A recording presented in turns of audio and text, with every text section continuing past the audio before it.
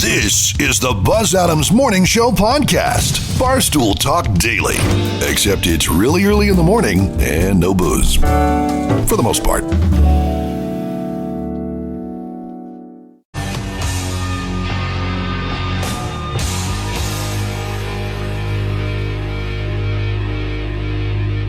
Thank God it's Friday. Monday's a brand new start.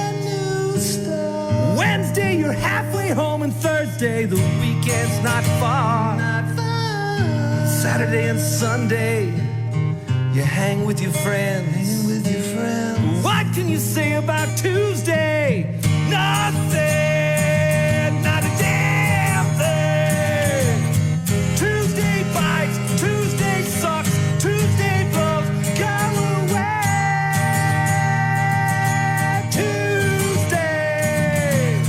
Tuesday's crap, Tuesday's lame, Tuesday's dumb, go away. Tuesday, Saturday and Sunday, you hang with your friends. But what can you say about Tuesday? Nothing. Why are you up so early? Why are you up so early? Early bird gets the worm. And also, Going to be a terrific show. Tuesday morning show. It's a terrific Tuesday. Tuesday. That's terrific. What's terrific? My favorite show. Favorite show. Terrific. That's just terrific. This is just terrific. Terrific Tuesday. Let's get ready for showtime. Wake up, El Paso. Buzz Adams is back. Only on 95.5 The Q.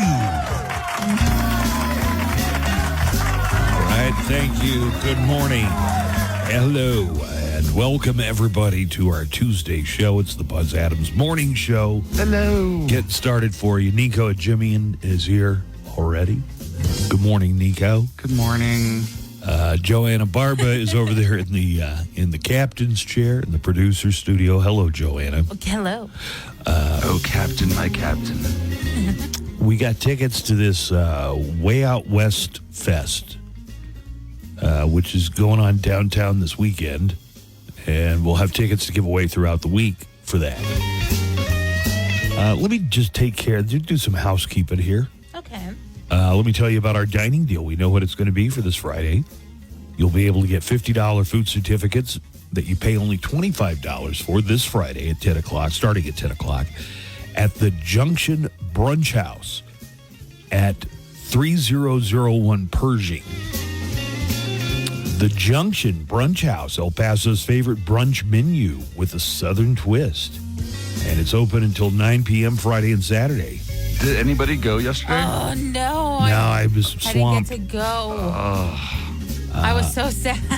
Chicken fried steak, the Junction burger, so many unique creations, including vegetarian dishes. That is the Junction Brunch House, 3001 Pershing.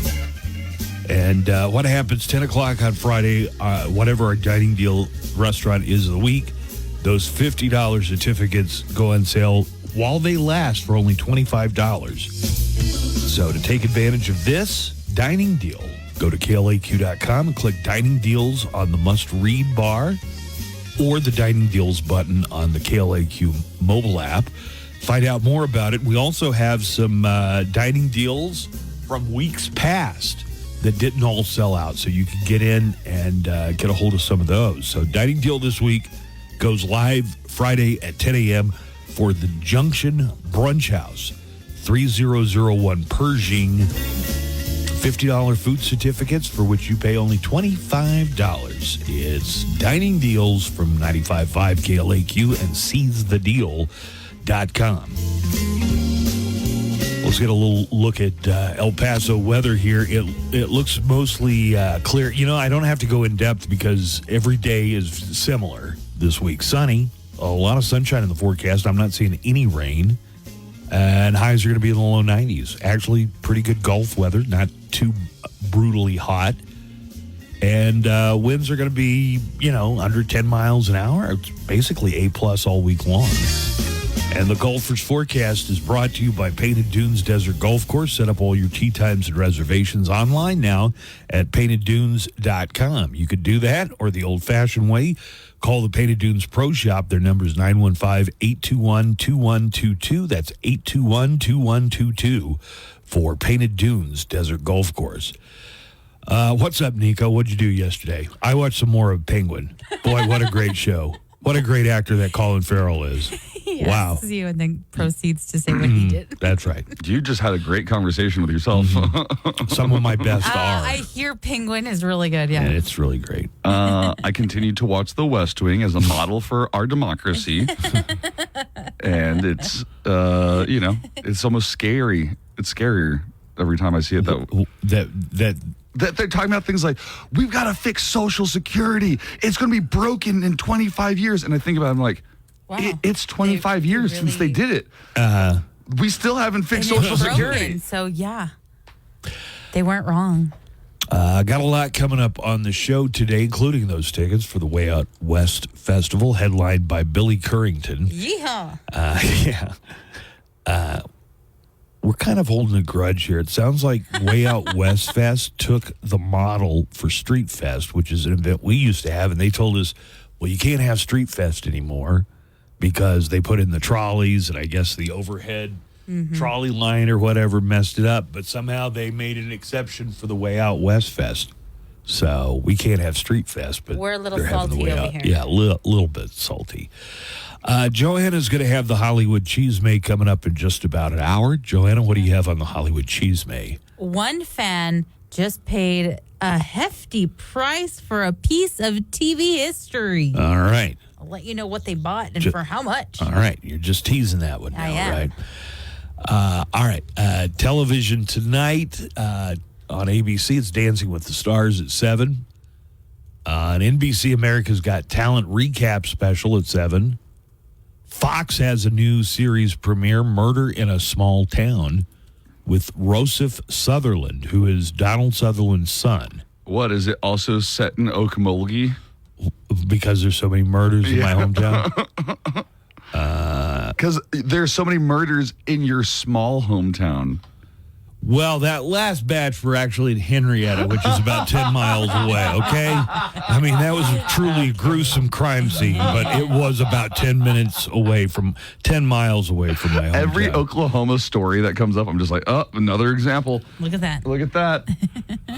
Got a season finale. The 19th season finale of America's Got Talent is at 8 o'clock tonight on NBC, and there's a new stand-up special you can check out, Ellen DeGeneres.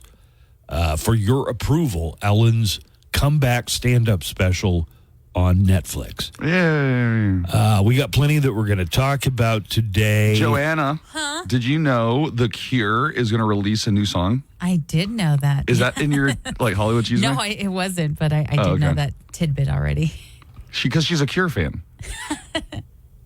Who is it?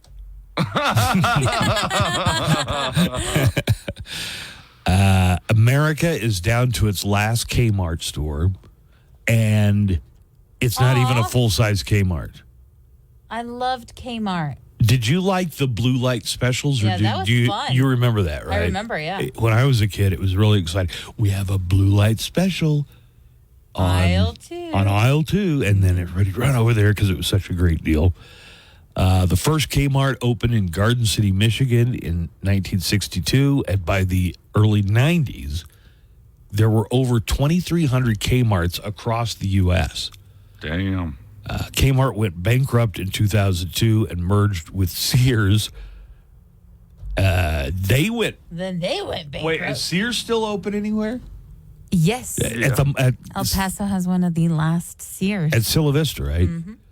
I know. It's felt like almost a ghost town in the Sears for about a decade and a half. Oh, I went Did you ever walk in there and it's like, is this open? I think and I if saw. you want to take a look at it, you can check out KLAQ.com. I saw a tumbleweed in there once. Yeah. I saw a family of raccoons. They were just living there. They built like a primitive little hut. Yeah. Yeah. So Sears, we have one of the last Sears. We do, yes. So the only one remaining in the 48 lower contiguous United States is not even a full size Sears. It's a Mini Sears. Here's kind of the sad picture of America's last remaining... A mini Kmart. Kmart, I'm sorry. Do you see the picture, Joanna? Oh, it looks so small. I mean, it looks like a Kmart garage. It looks like the side of the Kmart where they were like, come get your tires checked over here. Mm-hmm. Oh, yeah, let me tell you what happened. So they leased out most of the store footage to a furniture company called At Home, and they moved all of the Kmart stuff into what used to be their garden department, and that is the only Kmart remaining in the lower 48. It's in Miami. Where did it go wrong with Kmart? Yeah. I remember toward the end, before they went out of business, walking down the aisles, it was like if somebody took something off the shelf and just left it on the floor, there it would stay. It's like they weren't even cleaning up You could go back the store next aisle. week and find something you stashed. Right. If you stashed it somewhere, right in the middle of the floor, nobody bothered to pick it up. Well, they went from blue light special to floor special. Yeah. There are new allegations coming out about Diddy, Sean Combs, Diddy Puff did it? Diddy, Puff Daddy, Puff. How many names did this guy have? A lot, Sean Jones. Well, that's his real name. So somebody says that he is so strapped for cash that he has been selling the videos of his freak-offs. You heard about the freak-offs, right? Yeah. That he's been selling those on the dark web for millions of dollars. This is according to one of his associates, a singer named Jaguar. Jaguar Wright says that Diddy, okay, this is a little hard to believe, but she says that he sold one of his freak-off videos on the dark web and got $500 million for it. I don't think anybody's going to pay $500 million For a video. for a video of, I guess, a bunch of C-list celebrities maybe having sex with prostitutes. Is that kind of what we're thinking is going on with Diddy? People are saying, like, anybody from Justin Bieber who might have been groomed by Diddy and, like, taken to these parties at a young age to, Jennifer Lopez. There's this whole thing about Usher. Yeah. being Usher connected. apparently deleted all of any post on his social media that had to do with Diddy. And he claimed he was hacked, but come on. People are scouring their social media feeds, anything that connects them with, Diddy is not quite Jeffrey Epstein at this point, but it's kind of headed in a similar direction. A very similar direction. And they said that Diddy is He's on Suicide Watch. Watch. We were thinking the same thing. Well, yeah. Look at you guys. It's I wonder if he's in the same jail that Jeffrey Epstein was in. good And question. I wonder if the warden was to his guards was like, "You guys, don't let this happen again. Keep an eye on this guy." It's the same two guards. Yeah, it's the same two guys. We got a lot coming up on the show today. We've got Today in Sound Clips on the way here in just a few minutes. So hang tight. We'll be back with that segment coming up. The Daily Calendar. Oh, hey, fam. It's September 24th, which, as you know, is the Bluebird of Happiness Day. Apparently, bluebirds are thought of as harbingers of good luck and happiness and fortune. And I did not know this, so I should probably stop chasing them away. Explains a lot. It's also Bollywood Day, for those of you who like musical dance movies from India. It's the start of Migraine Awareness Week. Yeah, we're aware. It's National Voter Registration Day. Vote so you can voice your choice. And also important, it's National Punctuation Day. And that's your daily calendar. 95.5 KLAQ. Food, music, our buddies affected by Down syndrome. Register today for the Buddy Walk at epbuddywalk.org. Broadcasting from El Paso for El Paso. The Buzz Adams Morning Show on 95.5 KLAQ.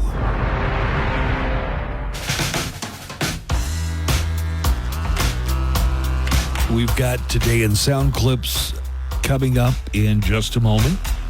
We'll get to that, and we're doing another week full of cash codes starting in the 8 o'clock hour.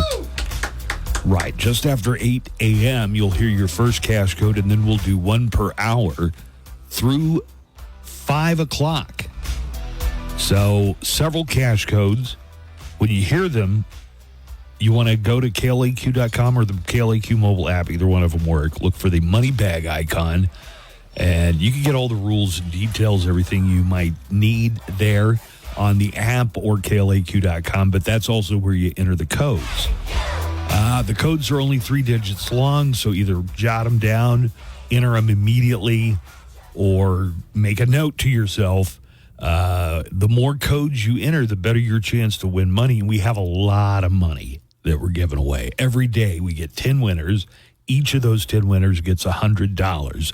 So it's $1,000 a day, and you could get your share of that. Or at the end of the contest, you could hit the jackpot and win $30,000. Money talks. The Q cash codes pay. And we'll have your first cash code coming up just after 8 o'clock this morning. All right, let's get into it. And now, Today in Sound Clips. All right, all of the day's news with accompanying sound bites and actualities. New details about the most recent attempted assassination of former President Donald Trump were revealed by the FBI yesterday. FBI says that Ryan Ruth had a list of dates and venues in his vehicle listing where Trump had appeared or was expected to appear.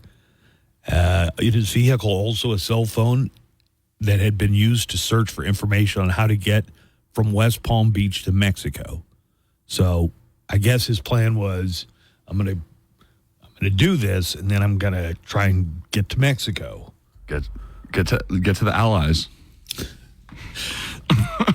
The detail that grabbed the most attention yesterday was a photo of a handwritten letter from Ruth that said his actions were, quote, an assassination attempt on Donald Trump, but I am so sorry I failed you.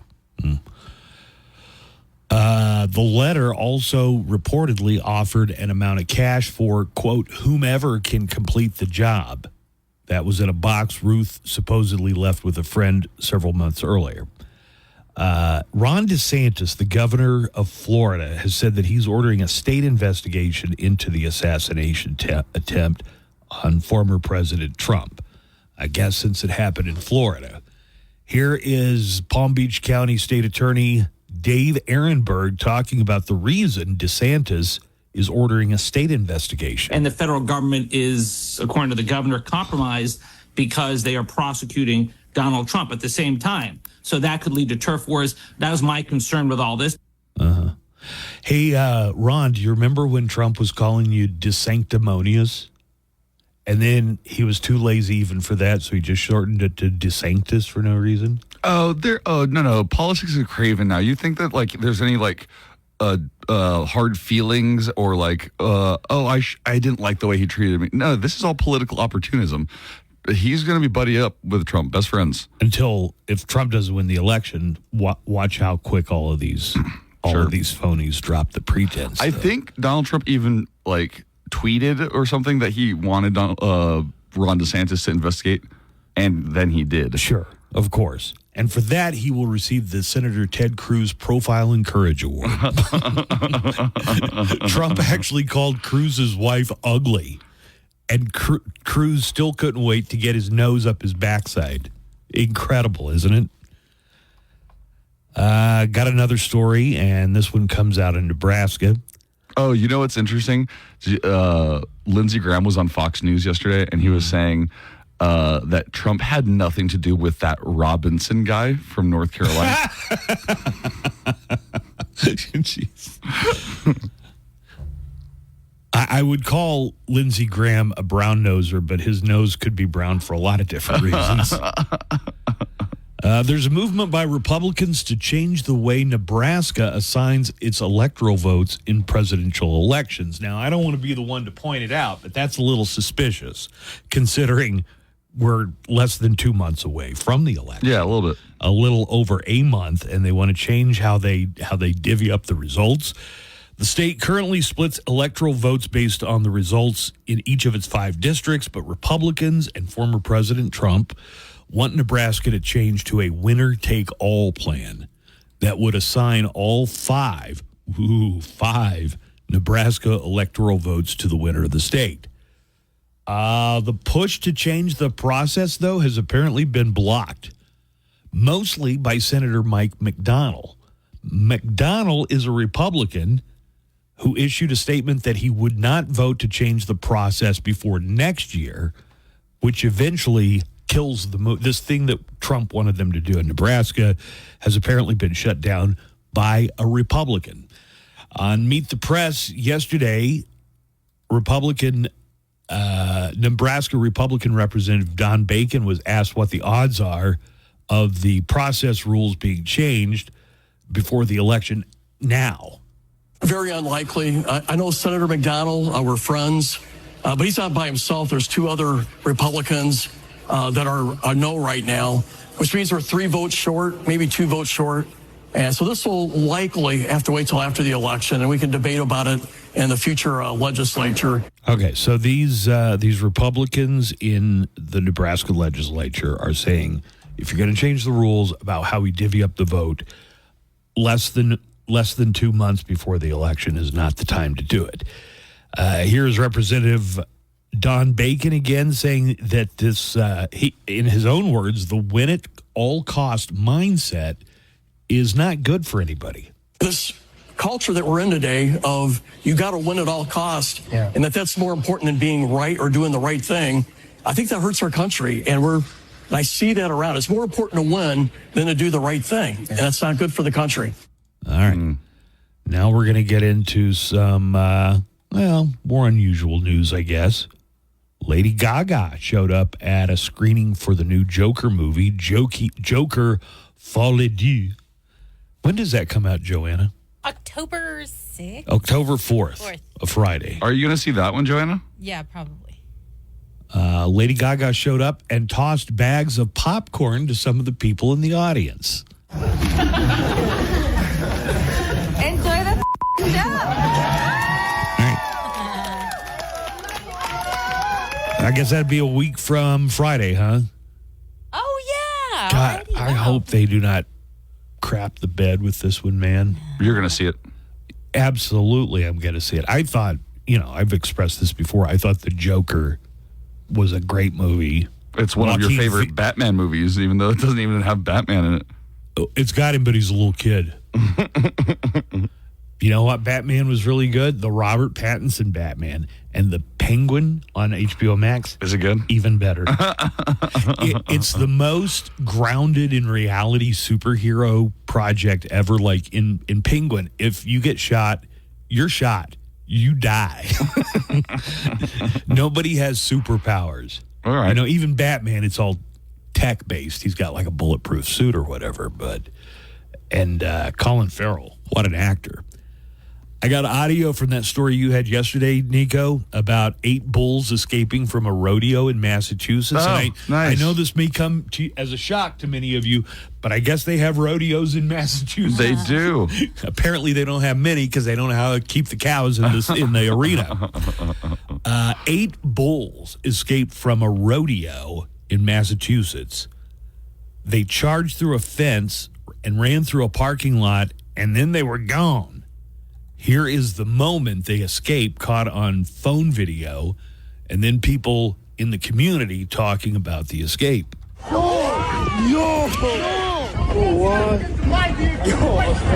I had a legit rodeo in my backyard. As soon as I stepped out, when I looked over there, and I was like, those aren't horses. Those are literally bulls. And oh my God, didn't hit the pool.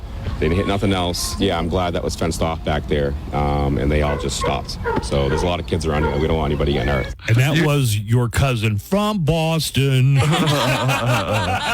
that what you were laughing at, Joanna? That you could hear that little accent? I could tell. Yesterday morning. I don't know much about wildlife, but those didn't look like horses. Those are literally. I'm a 7th-generation cowboy. According to a person named Jaguar Wright, who's a singer, Diddy is raising money by selling tapes of his freak-offs on the dark web. And according... But what's her name? How's it spelled? Like Jaguar. Jaguar. Jaguar. Jaguar Wright is her full name. Yeah. If I wanted to Google this story, I wouldn't just put Jaguar in. No. Put Jaguar Wright in, and it should come right up. According to him or her, he just sold one of his freak-off videos for $500 million. I'm starting to doubt the story. I don't know who the crazy billionaire is that spends $500 million on a celebrity sex video. Supposedly, there are major celebrities in the video, including Nicki Minaj, Justin Bieber, Drake, Rihanna, and Chris Brown. She added, quote, "It was a really interesting night in Calabasas." For the record, Jaguar Wright is not accusing any of those stars of doing anything illegal or even necessarily sexual. Some websites have been posting pictures of celebrities attending Diddy's famous white parties over the years. Mm-hmm. Those are pretty high profile and widely covered parties. Everybody shows up. Did you hear about everybody who's anybody? Roseanne O'Donnell and his freak off parties? Rosie O'Donnell? Rosie O'Donnell, sorry. Rosie O'Donnell. Oh, no. Was she Adam? Boy, they were getting freaky there. So Rosie O'Donnell and P. Diddy were neighbors in Miami, I guess, at one point. His big mansion was next to her property. And assumably, I assume slightly smaller mansion. Yeah. For Rosie O'Donnell. Sure. Yeah. But I guess she was like taking out the trash and ran into him, and he invited her and her kids to the party. She didn't know that there was a dress code, though. It was one of the white parties. I thought they always had those in New York. Like the white parties are always in New York. I think he has them like anywhere. I didn't know about them until I watched the movie White Chicks. They referenced Diddy's white parties in White Chicks? In White Chicks at the end, it's a white party. It's a white party, yeah. Okay. Anyway, so Rosie O'Donnell and her kids were just like in sweatpants and shorts and stuff. And were they white? No. Well, the kids were. Okay. And they were not invited in. And Rosie O'Donnell says, if I had only gotten into that party.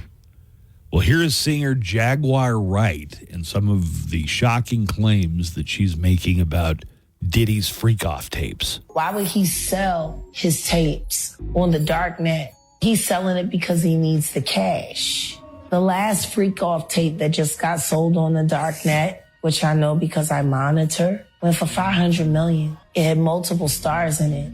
Nicki Minaj, Rihanna, Chris Brown, Justin Bieber, Drake. It was a really interesting night in Calabasas, and he just sold that footage. How come you think it doesn't get leaked to the public? The dark net? Yeah. Because of the dark coin. Most people don't even know that the dark coin exists. Wait a second. Is this a crazy person? The Dark Queen? Dark coin. Dark coin. Wait a minute. So like they don't have special money for the dark web, do they? It just means yeah, it's called Bitcoin. To the public. The dark net?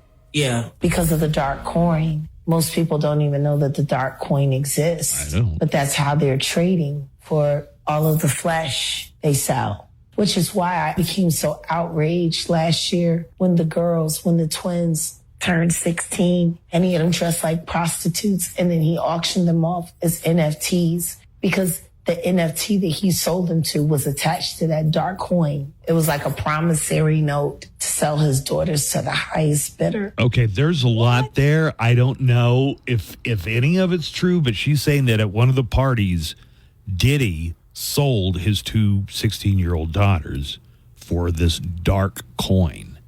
I've never heard of a dark coin before. I only vaguely know what She said a lot of things right now. I don't know if you should take this to the bank or not. She's a very popular and famous singer. She's like on she was on The Masked Singer. She works with like Jay-Z and a bunch of people. Wait a minute. You're telling me Jaguar Wright is a famous singer? Mm-hmm. Didn't you just ask me how to spell her name because you'd never heard of her a minute ago? I'm telling you, I just looked her up. Oh, okay. Also, it looks like Usher has scrubbed his social media of any connection between him and Diddy because of all this. He says that he was hacked, but people noticed all the pictures of him and Diddy together were off. Kind of am curious. The chances that Usher is in one of these videos, what do you think? 50 to 100? You know what? I don't have any opinion on who might be in these videos and what they might be doing. Not a clue. And I don't want to say anything actionable. But based on nothing, you know. Do we know if there are videos for sure even? The law enforcement is...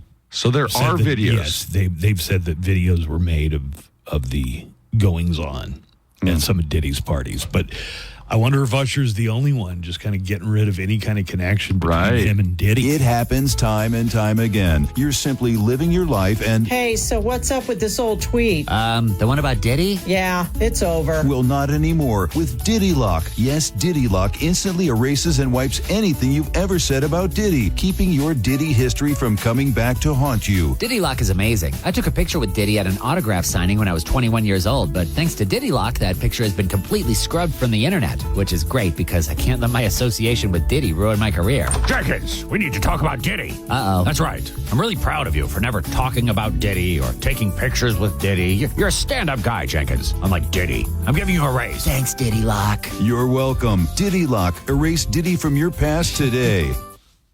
Double G here. Coming up after the Buzz Adams Morning Show at 10, featured double shots throughout the day. 21 and over. See for more info on El Paso's biggest Dallas Cowboys tailgate party with Jay Novacek. It's fall. Leaves change color. Temperatures cool. It's the perfect time to... Wake up, El Paso. Buzz Adams is back. You are kidding me. No, senor! Only on KLAQ.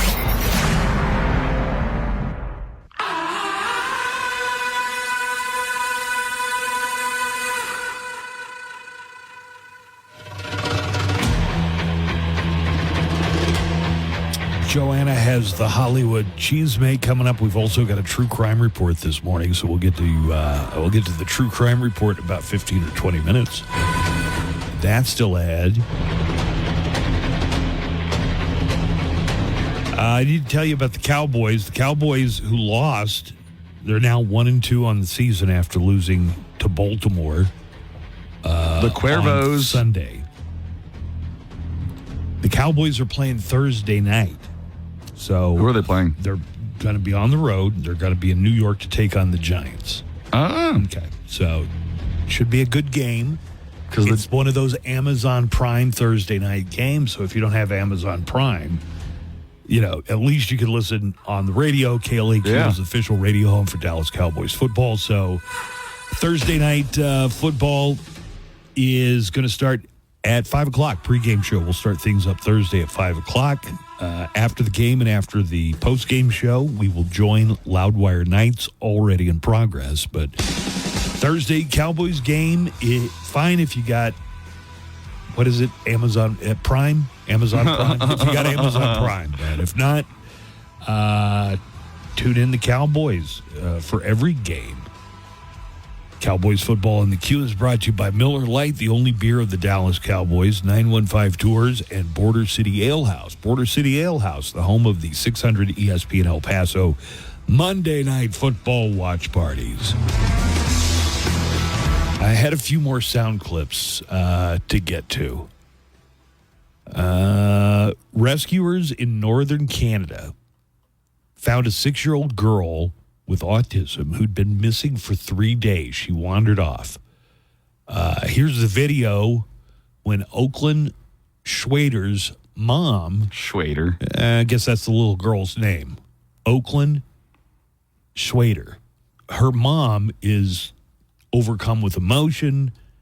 After 3 days of being lost, her mom carried her out of the woods after she was found. Oh, yeah. You saw this? Yeah, I saw this one.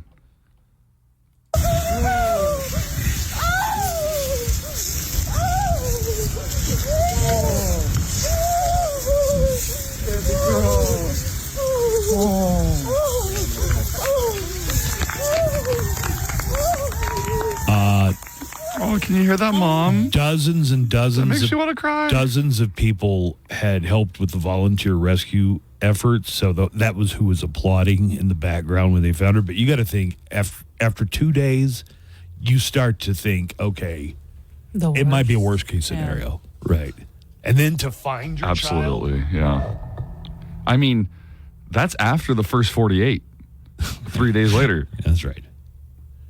Okay, I'm going to need your medical experience on this one, Nico, because it's a crazy story about the dangers of working out too hard. Okay? Yeah, there's a lot of those. Really? Yeah. Like you've dealt with people who had medical conditions because they worked out too hard? Yeah, absolutely. That's why I play it safe. By not working out at all.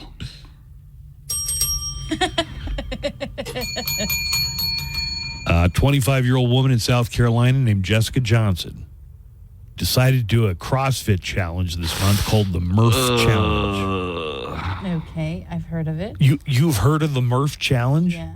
Well, it sounds insane. It does. You run a mile, do 300 squats, 200 push-ups, and 100 pull-ups. Sorry, Murph, I can't do a single one of those things. And then run another mile. I'm exhausted just saying it. It's big deals, like, because CrossFit gyms are kind of like cults, and everybody there kind of hangs out together, and then they do these competitions. So if you do CrossFit, you kind of do these things together. Wait a minute. Did you compare it to a cult? Yeah. A lot of people do CrossFit, and I bet a lot of them don't feel like they're in a cult. I bet you they will say that. It is like a cult. All right. When I went to somebody's gym that we know, it felt like a cult. Sanchez. Yeah, it was Lisa. I was trying not to say her name. Every time you go, somebody I know or worked with, it's like, okay, that's the first thing. It's just Lisa. It's Lisa. Okay, so Jessica Johnson, first of all, was in great shape. She had worked out. She was really in elite condition. Okay. But she went so hard on this Murph challenge that her biceps basically exploded. Her arms were sore and swollen the next day. She couldn't straighten them out. Her friends were calling her the Hulk because her biceps had gotten so big. She finally went to an urgent care a few days later after Did she get rhabdo? Yeah, what is rhabdo? Rhabdomyolysis. Wait a minute, let me read the rest of this. She lost feeling in her hands, and that was why she went to the urgent care. Oh, that's so scary. Urgent care sent her to the ER because her workout had caused something called rhabdo. Rhabdo is the short term for it, but it's a condition called rhabdomyolysis, and it's where your muscles produce so much lactic acid that they are destroying the flesh, the muscle and the proteins. Oh my God. Cells die and toxins get into your blood. It can cause liver, kidney damage, or possibly even be fatal. What happens is those proteins will go into your are processed by the liver and get caught up in the liver and kidneys and other things. Yeah. All right, here is CrossFit. We used to get, so in the ER, we used to get a lot of firefighters, police officers, and people who worked out at CrossFit gyms would come in. Wait, the firefighters and the police officers because they were working out Yeah. or because they had done something on the job? Usually from them working out. Yeah. Okay. It's usually from a workout because it's repetitive, and you have to get enough lactic acid buildup in the muscles to start destroying it. And it causes like a feedback loop eventually. We're going to hear from CrossFit enthusiast Jessica Jones of South Carolina. She's telling her own story here. The next day when I woke up, I was really, really sore and my arms were swollen. And I thought that I was just super sore because I haven't done upper body in a while. And I especially haven't done pull-ups in a while. Like, it's been a couple years. My issue was my arms. They were so swollen. I couldn't straighten out my arms all week. And my hands and fingers were starting to go numb on Friday and tingling. So that's why Saturday morning I went to urgent care and they immediately just sent me to the ER. You know when you work out and they say, feel the burn? This is feeling too much of the burn? The burn is lactic acid building up in your muscles. But that also causes muscle growth. Because it's like breaking what down. People do want to... Because muscle growth comes from breaking down the proteins and then it building up again. All right, so what I think I hear you saying is that for my own sake and my health, I should stay as far away from a gym as possible. Is that the message? No. I mean, you're allergic to exercise. That's a different thing. So there's a new product that Trump is putting out there, $100 gold coins with his face on it. No way. I can get Trump coins? Are you kidding me? After selling Trump sneakers and the Trump Bible earlier this year, Here is what the former president had to say about his commemorative coins. Trump coins are designed by me and minted right here in the USA. I would fact check that one, see if they're not from China. This beautiful limited edition coin commemorates our movement, our fight for freedom, blah, blah, blah, blah, blah, blah, blah, blah, blah. It's more than just a collector's item. It's a testament to the resilience and strength of our people. It says here the coin. Like if Ronald Reagan was trying to huck some shoes at you or like trying to sell you some stuff after, would you be like, this is weird? It's a little weird. Yeah, I think anybody else, people would have said, okay, that's a little We're in the darkest timeline, so anything is possible. The darkest thing's possible. And I don't even know what this means. The coins, which they just said are gold coins, are 1 ounce, 999% silver medallion. All right. It has Trump's profile on one side and the White House on the other side. In March, Trump announced he was partnering with country musician Lee Greenwood to sell God Bless the USA Bibles. Like, at the time, he said he whatever his social media is called, Truth Social. Yeah. Happy Holy Week. Let's make America pray again as we lead into Good Friday and Easter. I encourage you to get a copy of the God Bless the USA Bible. And I've heard people say, what kind of egomaniac puts their own name on a Bible? King James, for one. Yeah. But you must think you're a king at least. Okay, this is not U.S. currency. I don't know if they made that clear enough in the pitch. It's not like this is you could take your $100 coin and go buy something for $100 with it. It's $100 worth of silver. It maybe in coin form. You know, I bet you like the metal part of it. You always got to keep your eye on Trump. I bet the metal part of it isn't worth more than $20, and the commemorative part of it with his face on it is where the other $80 are. And I just bet that's what's going on. Anyway, those will be available for you to purchase. Those of you who are into collecting Nazi memorabilia. There's another one for your collection. Hi, folks. It's your favorite president, Donald Trump. And there's only one currency guaranteed to increase in value over time. Not gold, not Bitcoin, but new Trump coins from the MAGA Mint. Yes, these gorgeous coins are only $100 a piece, but soon their value will skyrocket to billions and billions of dollars. Just listen to this Trump coin purchaser. I bought a bunch of Trump coins from the MAGA Mint. They're so cool. I mean, I had to empty out my 401k to do it. And these coins just kind of look like regular coins with Trump's face drawn on them. But Trump said they'll be worth a fortune one day. And when has Trump ever lied about anything? You've got that right. I don't lie. Unlike the radical left, they're trying to destroy our country. But I won't let them. The only way to defeat them is by purchasing a bunch of Trump coins from the MAGA Mint. Order now. Believe me. Coming up after the Buzz Adams Morning Show, Glenn Garza and Daniel Paulus. Care provider about getting this season's COVID-19 shot when getting your flu shot. Sponsored by Pfizer.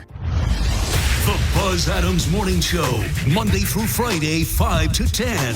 KLAQ and KLAQ HD1, El Paso, a Town Square media station.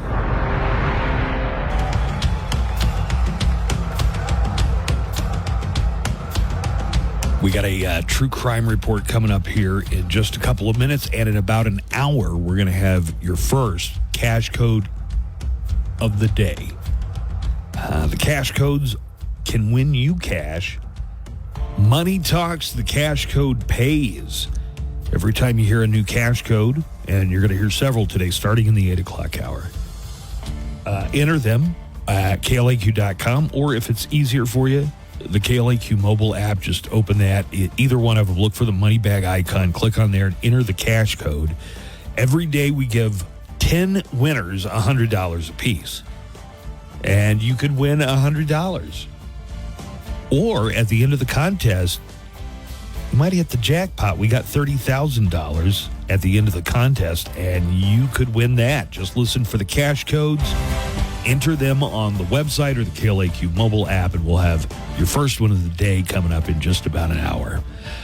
We were talking about the Trump commemorative coin, so I was trying to make it clear that they're not actual U.S.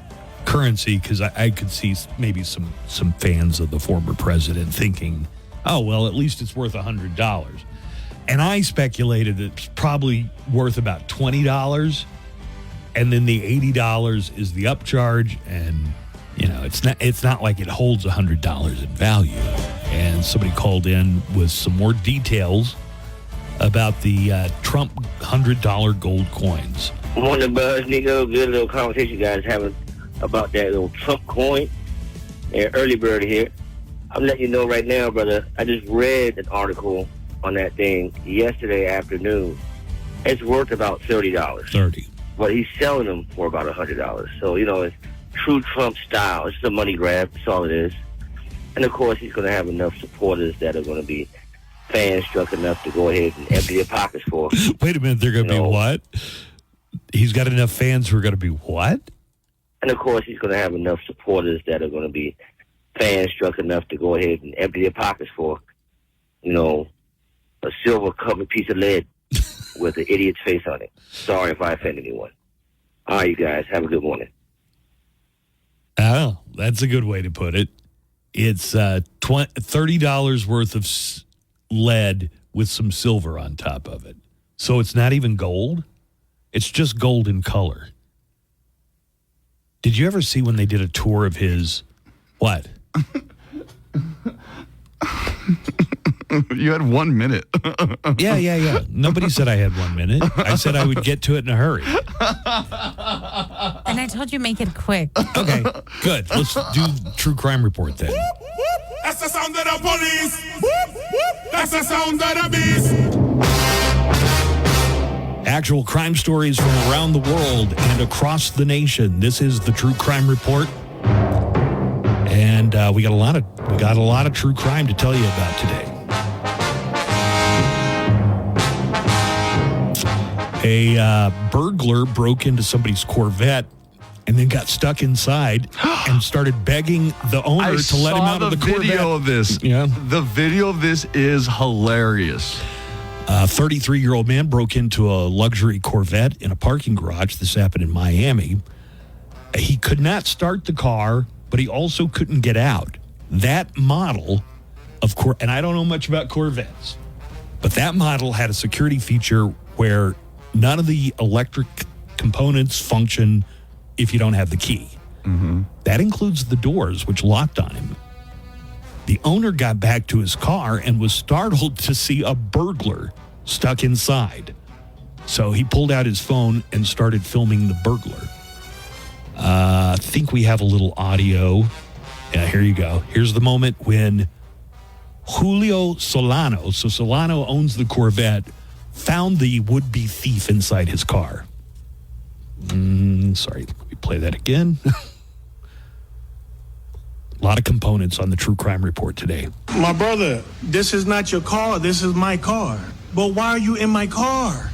No, you can't get out because we calling the cops. Was able to break in the car, but that particular Corvette, if you're in the car and you don't have the keys, none of the electrical components will function. Yeah. But little did he know that there's a manual door handle underneath the seat that, thank God he didn't know. Just be alert. When you're getting in and out of your car, be vigilant, be alert of your surroundings. Oh, so there was a manual way to open the door, but he didn't know where to find it. Uh-huh. So the guy was asking him, I guess, like kind of in sign language to let him out of the car. Police came and arrested the man. He's facing one count of burglary of an unoccupied vehicle. A woman in Colorado called law enforcement last week to report that 8 vehicles were following her, and she seemed really shaken by it. It turns out police responded to the call, and it turns out she was just paranoid, probably because of all the cocaine and alcohol that was in her system. Yep. That'll do it. Yep. Does cocaine make you paranoid? Oh, yeah. You haven't heard Joey Diaz talk about the time that, like, he barricaded his doors and, like, thought somebody was coming to get him when there was nobody? Well, this is a Florida man story, but it's almost too much of a gimme. I'm not going to include it because I'm afraid you guys would get it, and the company would owe you each $10,000. A Florida man was arrested for illegally keeping alligators on his property. Robert Miller was cited for having the alligators in his pool, but he said he didn't put them there. Here is Florida man Robert Miller denying the allegations that he was keeping alligators in his swimming pool. I love wildlife. That's why I live out here in the woods. So you don't know how the alligators got in there? Somebody stuck them in there. Somebody stuck them. How they got in there? Somebody stuck them in. Somebody broke into a car that was parked at a school and got away with a box containing $1 million in cash. All right, something fishy here. This happened back on a week ago Friday, so that would have been Friday the 13th. Okay. So it happened on Friday the 13th. Somebody in California had their car broken into. They were parked outside a school and had gone inside the gym with their child. When they came back to the car, they saw the back passenger window had been shattered. And when they looked inside, they noticed that there was at least one thing missing. What? A cardboard box that the owner said contained $1 million in cash. Dang. Okay. A cardboard box. How do you approach that one if you're the police? Okay, so they stole a cardboard box containing $1 million in cash? And that almost sounds like something you would say is like, yeah, tell my insurance company there was $1 million in cash. Oh, no, they stole my box of money. Oh, no. But police say when they investigated, they also found a GPS device attached to the car that the owner, the victim, didn't seem to be aware of. So they think it might have been somebody who knew that he carried $1 million in a cardboard box. So suddenly this break-in is a lot more interesting, as if it weren't interesting enough because of the $1 million. There aren't any more details at this point. Police are investigating both the break-in, but they're also investigating the claim that there was $1 million in a box. I guess they're just not sure if they're going to buy that or not. A guy in North Carolina got released from jail. It doesn't say what he was in jail for. But within 2 hours of being released from jail, he stole a vehicle. It was a utility truck for Spectrum, and the worker was still up in the truck's bucket. You know, the cherry picker. Mm-hmm. With the boom arm extended. Well, the guy stole the Spectrum truck, and the Spectrum employee was still in the bucket. Oh, God. He was working on power lines. Wait, the Spectrum guy works on power lines? The singer for Disney Troop? Oh, I get it. Yeah. It's a Goofy movie It is. reference. All right. Well, the employee was in the bucket when the guy jumped in the driver's seat, stole the truck, and started speeding down the road. The bucket was still extended at the end of the boom. God. The thief drove more than half a mile before crashing on the side of the road. The boom hit a power line and caused a utility pole to snap. Dude. The worker apparently got tossed from the bucket, but he had a safety strap on, and that saved his life. He ended up cutting the strap to free himself, and he hurt his leg when he landed. But that's the only injury that he suffered. You really don't want to be on the outside if you do this kind of thing. You must have some type of condition where life just seemed like it made more sense. Here's the guy who stole the bucket truck. That looks like the old man that lives next door to the McAllisters in Home Alone. It kind of looks like Tracy. It kind of looks like Tracy. So it's an older dude, and his name is Frank Moody. He had been released from jail 2 hours earlier. Now he is facing charges of auto theft and assault with a deadly weapon. I guess the deadly weapon being the Spectrum truck. Okay. Just a couple more stories. The country of Norway spent hundreds of man-hours over a swatting incident pulled off by a guy against his rival in fantasy football. God, that is so complicated. Did you follow that? No. Okay, so a 25-year-old man from Philadelphia named Matthew Gabriel pled guilty to 2 counts of interstate and foreign threats after he made false tips to the police and in the United States and in Norway, claiming that his rival was a threat. I always thought fantasy football was a group of friends, but I guess you can play fantasy football with complete strangers. Yeah, I think so. But what could you get into an argument over that would lead to you? They had some kind of swatting argument. them. They had some kind of fantasy football argument in a chat. It is unclear exactly what was said. Anyway, Matthew Gabriel, knew the other guy was studying abroad in Norway, so he called the authorities in Norway and made an anonymous tip that his rival was planning a mass shooting at a concert. Norway says they spent 900 hours of manpower investigating the case, costing over $100,000 U.S. They spent that much money and wasted that many man-hours before they realized it was just a hoax. But during the month-long investigation, Mr. Gabriel did it again. He emailed another fictitious threat, this time to the University of Iowa, claiming that the same member of his fantasy football group was threatening to blow up the school. Well, the FBI was brought in to investigate, and they were able to trace it back to Matthew Gabriel. He is scheduled to be sentenced in January. He faces a maximum penalty of 5 years in federal prison and a $250,000 fine. So people can take fantasy football way too seriously. Here is the lawyer for Matthew Gabriel, the guy who called Norway and the University of Iowa. I know it's not swatting if the SWAT team doesn't get called out, but it's the same principle anyway. I'm sure he did not think it was going to go this far. The Norwegian police spent over 900 man-hours dispelling this threat. He really is your average Joe. He's very remorseful to the Norwegian government, to the victim in this case, anybody else that may have been hurt. And obviously, he's grown up a lot in the last few months, and I think he'll grow up a little more on the 15 months of home confinement, too. Yeah, well, he's 23. That's an adult. I mean, you're usually out of college by the time you're 23, so I guess you could still be growing up. Finally, a 23-year-old. Excuse me. This guy's 25. Matthew Gabriel's 25. The next story involves a 23-year-old. A man stabbed another man in an argument over peanut butter and jelly. What do you think the argument could be?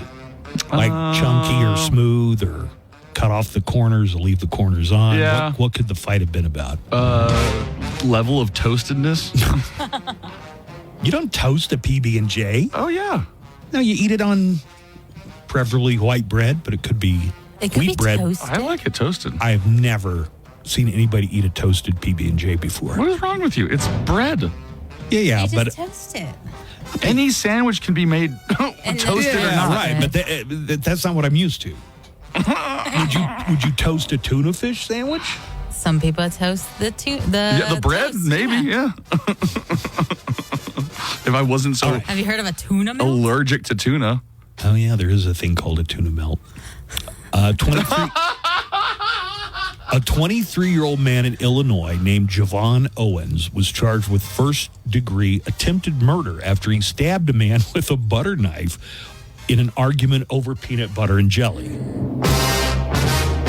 A witness said Javon and the other man were arguing over peanut butter and the victim not cleaning up after themselves, leaving peanut butter and jelly on the counter. What? The argument turned violent with Mr. Owens stabbing the other guy 5 times with a butter knife. Stabbed him in the hip, the lower back, his armpit, and his shoulder bone. The witness drove the victim to the hospital. The stab wounds punctured an intestine. Wait a minute. Are there sharp butter knives that I'm not aware of? I wouldn't think you could stab someone and puncture an intestine I'm sure with you a could. butter. Yeah, if you did it hard enough, Really I guess. Focus. If convicted, Javon Owens could spend up to 30 years in prison on the attempted murder charge. Peanut butter jelly time. Yeah. Peanut butter jelly time. Peanut butter jelly time. All right, that's the True Crime Report. Did you hear? Summer's already over. Summer, you're fired. Autumn, you're hired. Babbel for free at Babbel.com. That's BABBEL.com. Babbel.com. We're back. Buzz is back. Hey, right on, Buzz. Buzz in the Morning Show, 95.5 The Q.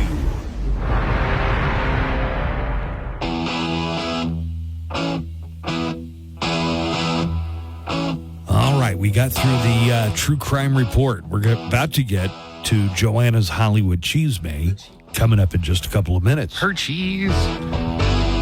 So cheesy. I don't know if you've heard about this lady, but she's known as Australia's most sexually active woman.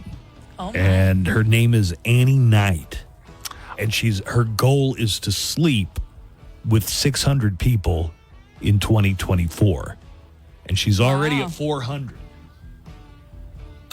She says that she's reaching out to her social media followers so that she can knock out 200 more and reach 600 on the year.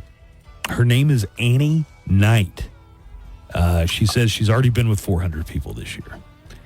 This year? I mean, is it just anybody or like she's very attractive? I have seen this. Is she? Yeah, I've seen her. If you like skinny, blonde, white girls, yeah, definitely. Yes. That's in your wheelhouse? Yes. Gosh, I wonder how old she is. Like 20s, wow. probably. She's a looker. Yeah, she looks really young, though. Yeah. She says that sometimes she has sex 5 times a day. She says sometimes she doesn't have sex for 5 days. I was trying to figure out how you would space that, but here she was. This is Australia's most sexually active woman, Annie Knight, who gave an update while on a podcast called The Edge Breakfast. Okay. It sounds like she doesn't just edge. It was you're okay with being on camera even if your face is blurred, is that right? Yeah. And that's then right, yeah. and so is that so you can like then put it on OnlyFans content and that's the kind of way of like and they kind of agree to the fact that will be on OnlyFans but it's as a part of your site. And then also you said upload some photos. Is she like a porn star? Or is she just doing this? She just living her life. Okay, so Buzz was. She says she is sharing her journey of sleeping with 600 people with her followers, hoping to inspire others to live authentically. So Joanna, Buzz was like, "Oh, gross! This is like super gross." Why is it gross? Yeah, that's exactly what Nico said. I did say. So did you answer why it's gross? I don't think I said it was gross. I think I just made a grimace.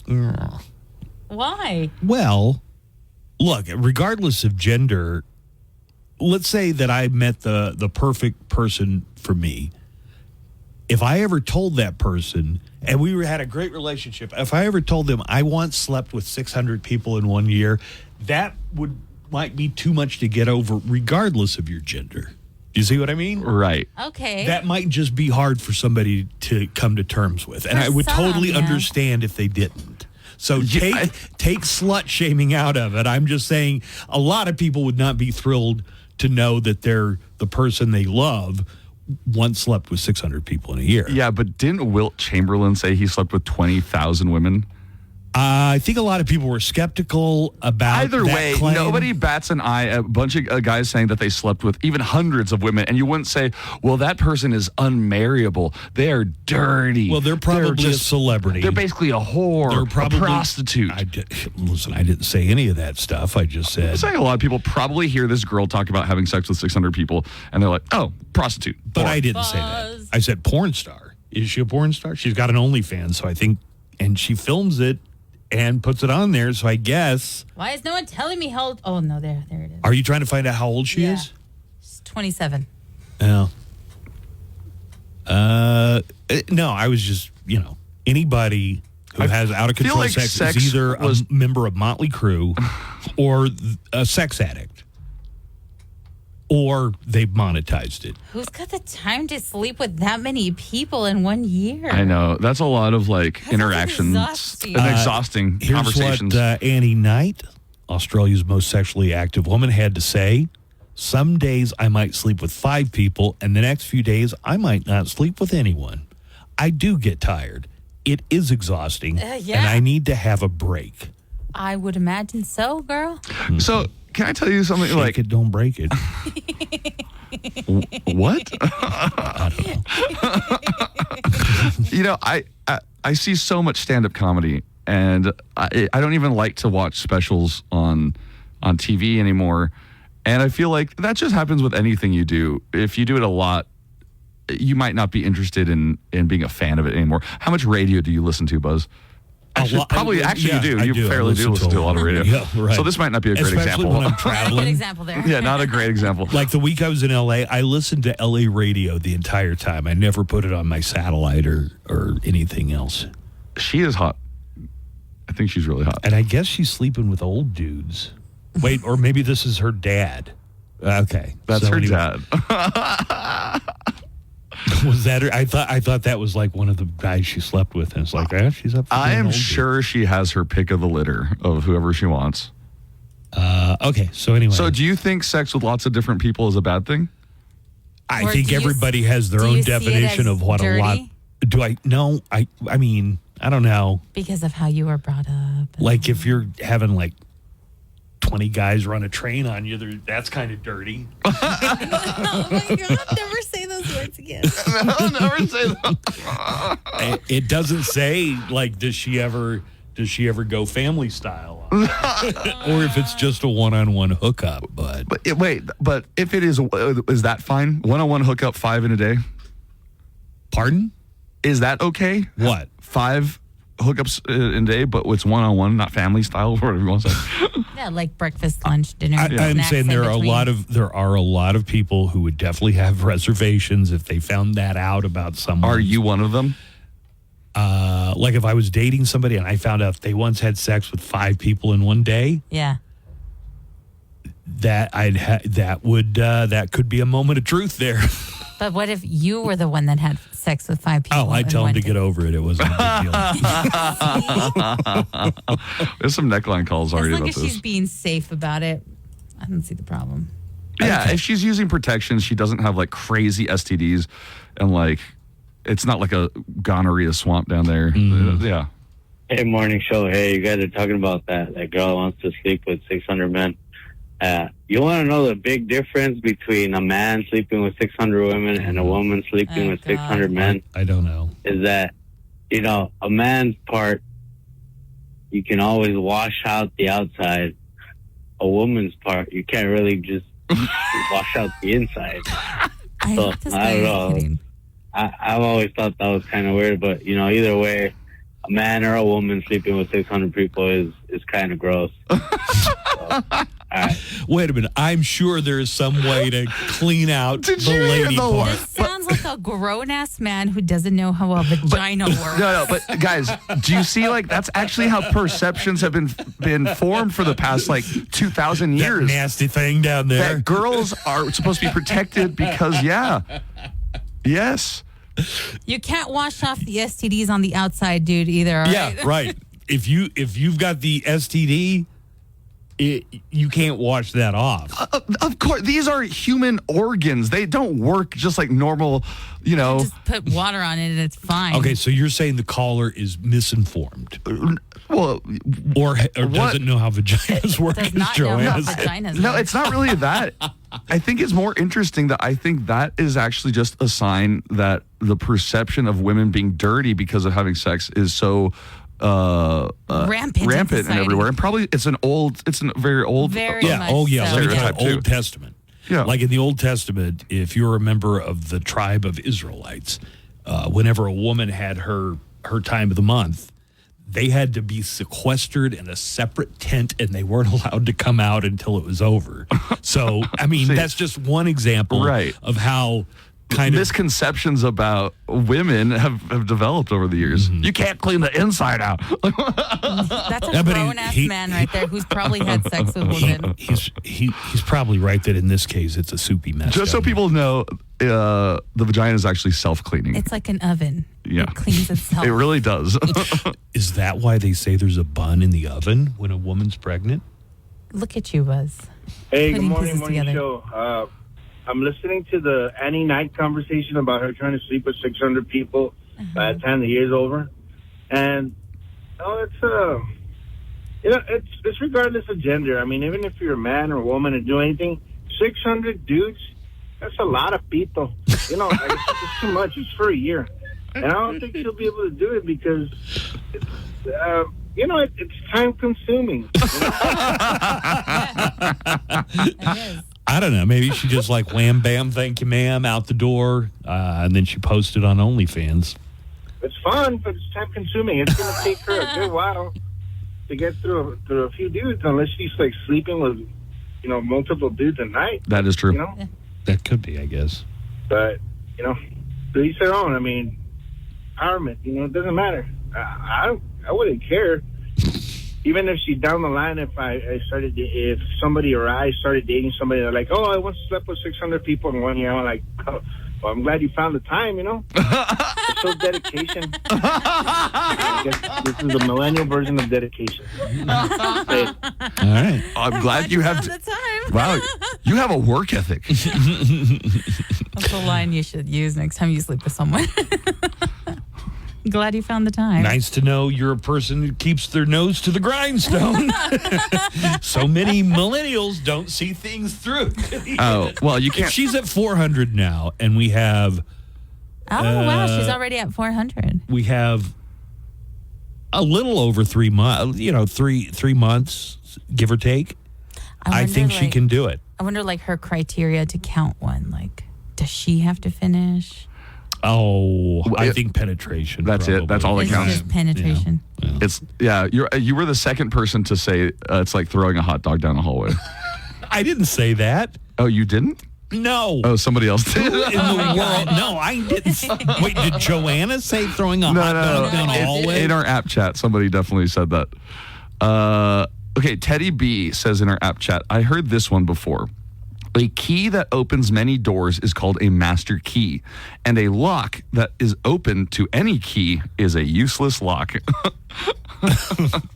Okay. All right. Again, I think that's... Is the key the penis? Yes. Yeah. And it's saying, the one that opens many doors is a master key. So that's like... I am the key master. Are you the gatekeeper? That's from Ghostbusters, Joanne. Yes, I know. It goes just back to the preconceptions that it's okay to have lots more sex, and for women they shouldn't. Guys are totally cool with having sex with all these girls, but once a girl tries to do it. Okay, but even I would acknowledge that 600 in a year is I probably need to see a counselor, for some kind of addiction. Are you kidding? 1 in a year is a lot for you. Yeah, I know. Maybe it's just sour grapes on my part. Maybe it's just jealousy on everyone's part. We'll come back and we'll have the Hollywood Cheesemate, also random facts coming up for you in the next segment. So let's get this break in so we can stay on top of things. Joanna, when we come back, we'll do Hollywood Cheesemate. You're going to tell us what's happening in showbiz, and then we'll have 3 random facts on the way for you, too. Hey, it's Daniel Paulus. I'll be along starting at 3 with everything from AC/DC to Alice in Chains to Requires eligible plan coverage and other restrictions apply. Visit att.com/one network for details. Live from the KLAQ studios, the Buzz Adams Morning Show. Courtesy of Glasheen, Vyas, and Enderman Personal Injury Lawyers at GVILaw.com.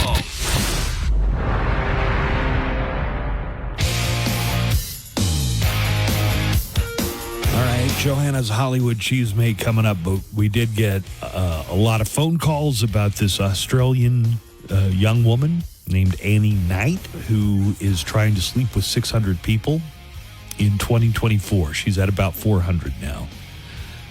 Joanna, would you like to hear some of the comments that we've been getting? Okay, yeah. All right. You guys sounded like you were like accusing me of possibly shaming this woman. Well, I'm not going to wholeheartedly endorse what she's doing. It? I did take it that way. Oh. Is that not how you meant it? No, not at all. Well, if anything, I was just trying to be like, maybe some of the ideas around sex for you are more old-fashioned. Yeah, that was my point too. Gabby in the app chat says, "Are you serious, Nico? You don't think it's gross for someone to have sex with so many people?" Women think the same thing too. For people like that, that's the reason there's so many STDs. You think she is super clean? Of course not. Do I think it's gross? I feel like gross is it's a shaming judgment. It's not a good term to use. I think maybe not the right one. I mean, is that for me? Not necessarily. I would not. Listen, finding out someone had at any point in their life had sex with 600 people in 1 year would definitely frame my thinking about that person. Like I couldn't like fall in love with somebody who'd gone on a mission to sleep with 600. I mean, I think I can find goodness in somebody. It doesn't matter. She's a bad person. But just because she's doing something that none of us would consider. Well, 600 is a big number, but 600. I mean, there's probably a number that would offend you if you knew what your partner's number actually was. What would be your limit? Right. When somebody told you, "Oh, this is how many people I've slept with." Well, it depends on what would be your limit where you're like, "Ugh." It depends on their age. It depends on my age. It depends on how old we both were when we met. Age right now. Let's say it's someone that's your age. Yeah. now. Is there a number that's? I'm going to set this number a little high. Okay. Okay. Sure. It is a little high, but I'm trying to come off not like a Puritan. Okay. Cool. Okay. At my age and somebody else my age.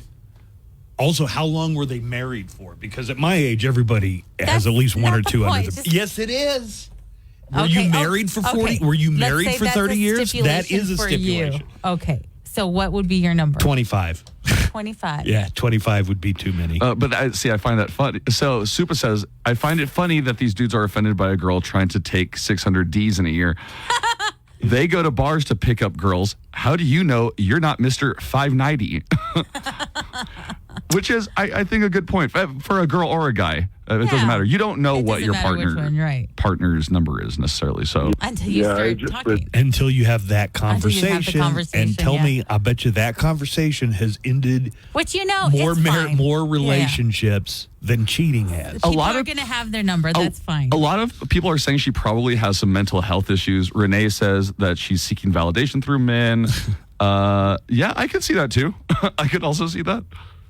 Yeah, I just read the article about that Australia's most sexually active woman. In the article, she mentions that there was one day, at least, when she bedded down 16 people in one day. Yeah, there's definitely something wrong with this woman. All right. Yeah, 16 in a day is a lot. And I think a psychiatrist would tell you, like, there's something deeper going on here. And that's not the only thing that's probably deeper. Oh my What's going on, Mo Show? Just a quick comment on Miss Annie Wright. I believe Annie Knight. Wanting to sleep with 600 people. Remember, she's not sleeping with 600 people. Usually the person she slept with sleeps around. So she's actually sleeping with about 6,000 people, considering all the messing around going on. So if she doesn't have an STD, hey, congratulations to her, but she's sleeping with a lot more than just 300, 400, 500, 600 people. I remember them telling us that when we were kids, that's and like the AIDS what they tell epidemic you was in going health on. class. It's like you're sleeping with You're every not just person sleeping that's. with that one person. I mean, if you're sleeping with everyone they slept with. But then I slept with like 2 million people. Right. It wouldn't. if you have a fairly the chain can go that far for anybody. If you have had how about all the people that they've slept with, all the people that they've slept with, before you know it, it's 6 degrees of separation. Turducken. Yeah, but then it goes to the 6 degrees of separation. Then it goes to the thing. Then it goes to the thing of impurity and being unclean and like having too many. I don't. That's a thing that's just been That's a myth. implemented onto people to keep them like virgins till marriage. Hear this one. You're going to play one? Yeah. All these men commenting about that girl that's sleeping with 600 men. Why do you care? It's not like you're the one inserting into her hoo-ha. Why do you care what somebody else does with their body? If that's what she wants to do, that's what she wants to do. Let her be, because she's laughing her ass all the way to the bank. And to that guy who says she can't clean herself, I bet you think that men and women have the exact same amount of holes too, huh? I bet you. Okay. What? Good morning show. You don't want to hear you don't want to hear a woman's point of view? You cut it off. You cut it off. I didn't cut it off. Yeah, you cut did. it off. Well, then I accidentally cut it off. Pee from the same area that, you know. Okay. All right. No. I'm getting a little nervous about this. You don't. What? Just it sounds like she's saying something. Can you not hear what she's saying? It sounds like it could be objectionable, and I don't want to get in trouble. I don't think it is. I just think she was just saying that men probably. Find this call so I can see what else she said. Yeah.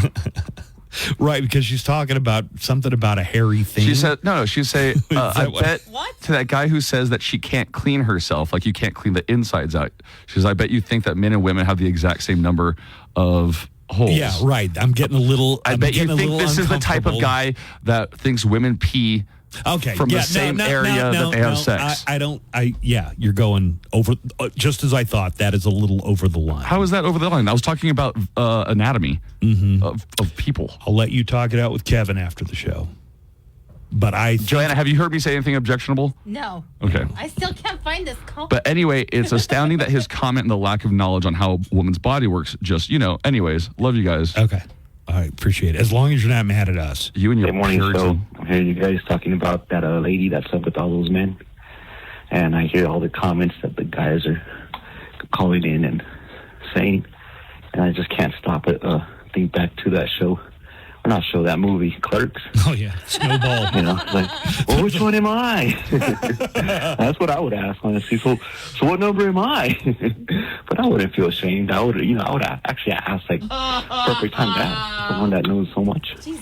Have a good morning show. That's the one. That's the one. Yeah, that's the one, dude. You hear a woman talking about urine and holes, and that makes you uncomfortable. No, I think we might have crossed some kind of FCC line. No, absolutely not. You can clinically talk about a vagina and sex. Yes, all right. We've been told that. How long have you been in radio? Because I've been in it for Joanna's the 35 producer years. and has been the one to tell us what's to do. the one he was doing. Yeah.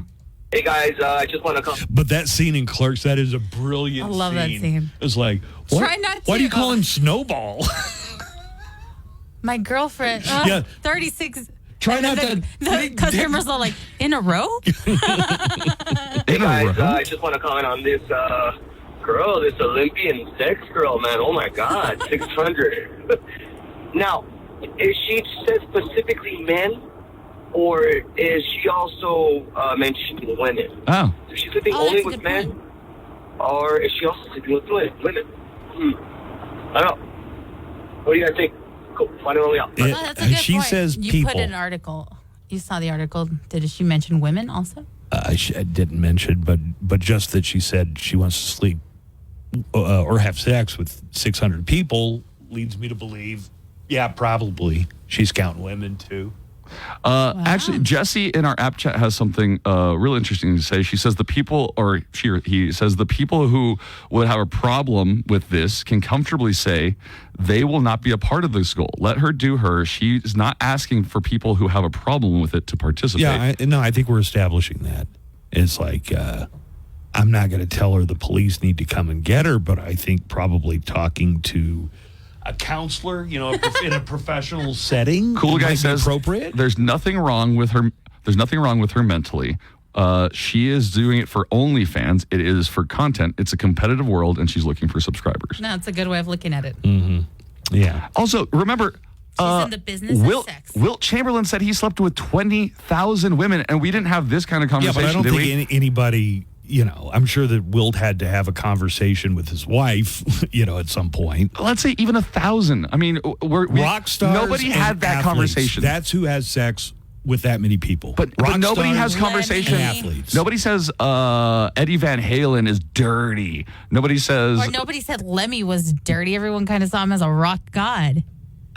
I think people have said that lifestyle was, gross. They're out there banging groupies every night. Wilt Chamberlain. Nobody said, "Oh, that's so gross." Yeah, I'm sure. Well, you're assuming that nobody did. I think they probably did, but for the most part, I don't care. I think a lot of people doubted that number because you would have to have a revolving way. You would door. assume it's a lot, and you'd be like, "Yeah, sounds good." All right. But I think that last message is right. Yeah, I'm not going to have sex with her, so it's really none of my business. I just thought you guys would think it was interesting, and then when you made it like, oh well, I'm shaming this girl. It's interesting how many people are saying, "Oh, she's a skank, she's a whore." But men and women. Men and women. That's the point I want to get out there. Alyssa, why did Buzz get weird when talking about pee? Bodily functions are generally a thing, and I just in the say clinical this, sense, you can talk about it. Okay, I've been in radio longer than you two combined. All right. Okay. I kind of know. Like, I haven't been in the meetings where Kevin's like, "You can say this. You can say this. You can say this." Yeah, Kevin gave me a whole list of how we could say it.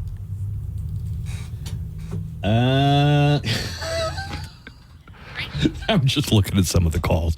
All right, we're dropping it, guys. People are asking me to do a similar challenge. I wouldn't get to one. Yeah, one. If you can have a body count of one by the end of this year. I need you to do that and then tell me that you told them, "Thank you for finding the time." All right. Let's take a break. We're still going to do the Hollywood Cheesemate, and we're probably going to have the Money Talks code word for the cash code in the next break. So we'll do that. Joanna will do the Hollywood cheese. Can you imagine if her lady parts could talk? Yeah. Yeah, if her lady parts could talk, it would probably sound like this. It would sound stuffed, right? Hey, it's Chuck, your host for Loudwire Nights. Tonight at 7, we will rock the borderland with the best rock ever made and the best rock being made. Special guests, birthday and anniversary celebrations, and every night at 10, Visit the Haunted Home for all the details.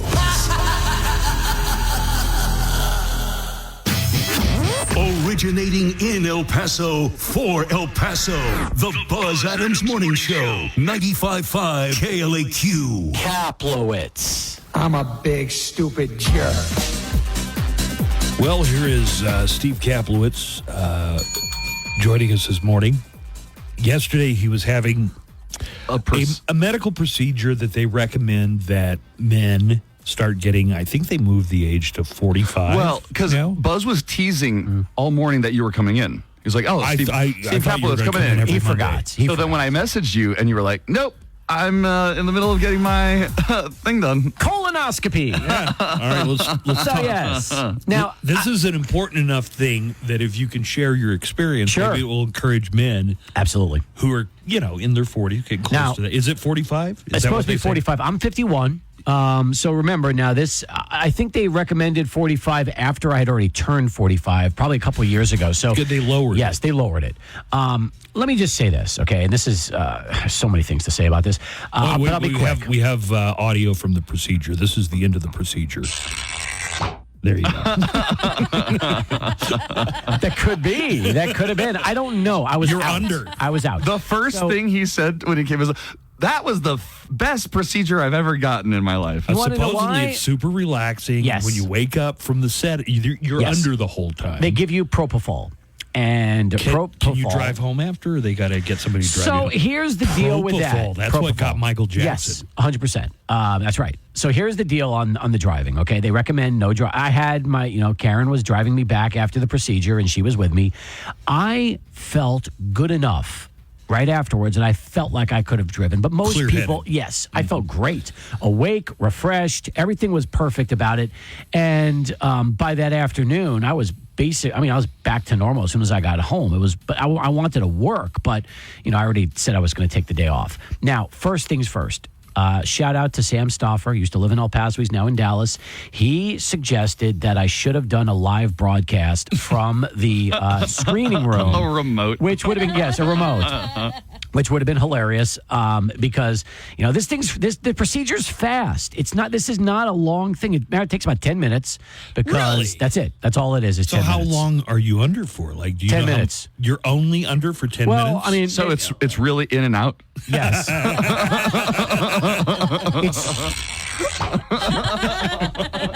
Just like your sex life. It is fast. Nice. So the point is, and the thing is this, I think you probably stay under a little longer because by the time the procedure is done, then they wheel you back into the regular room. You wake up and everything is fine.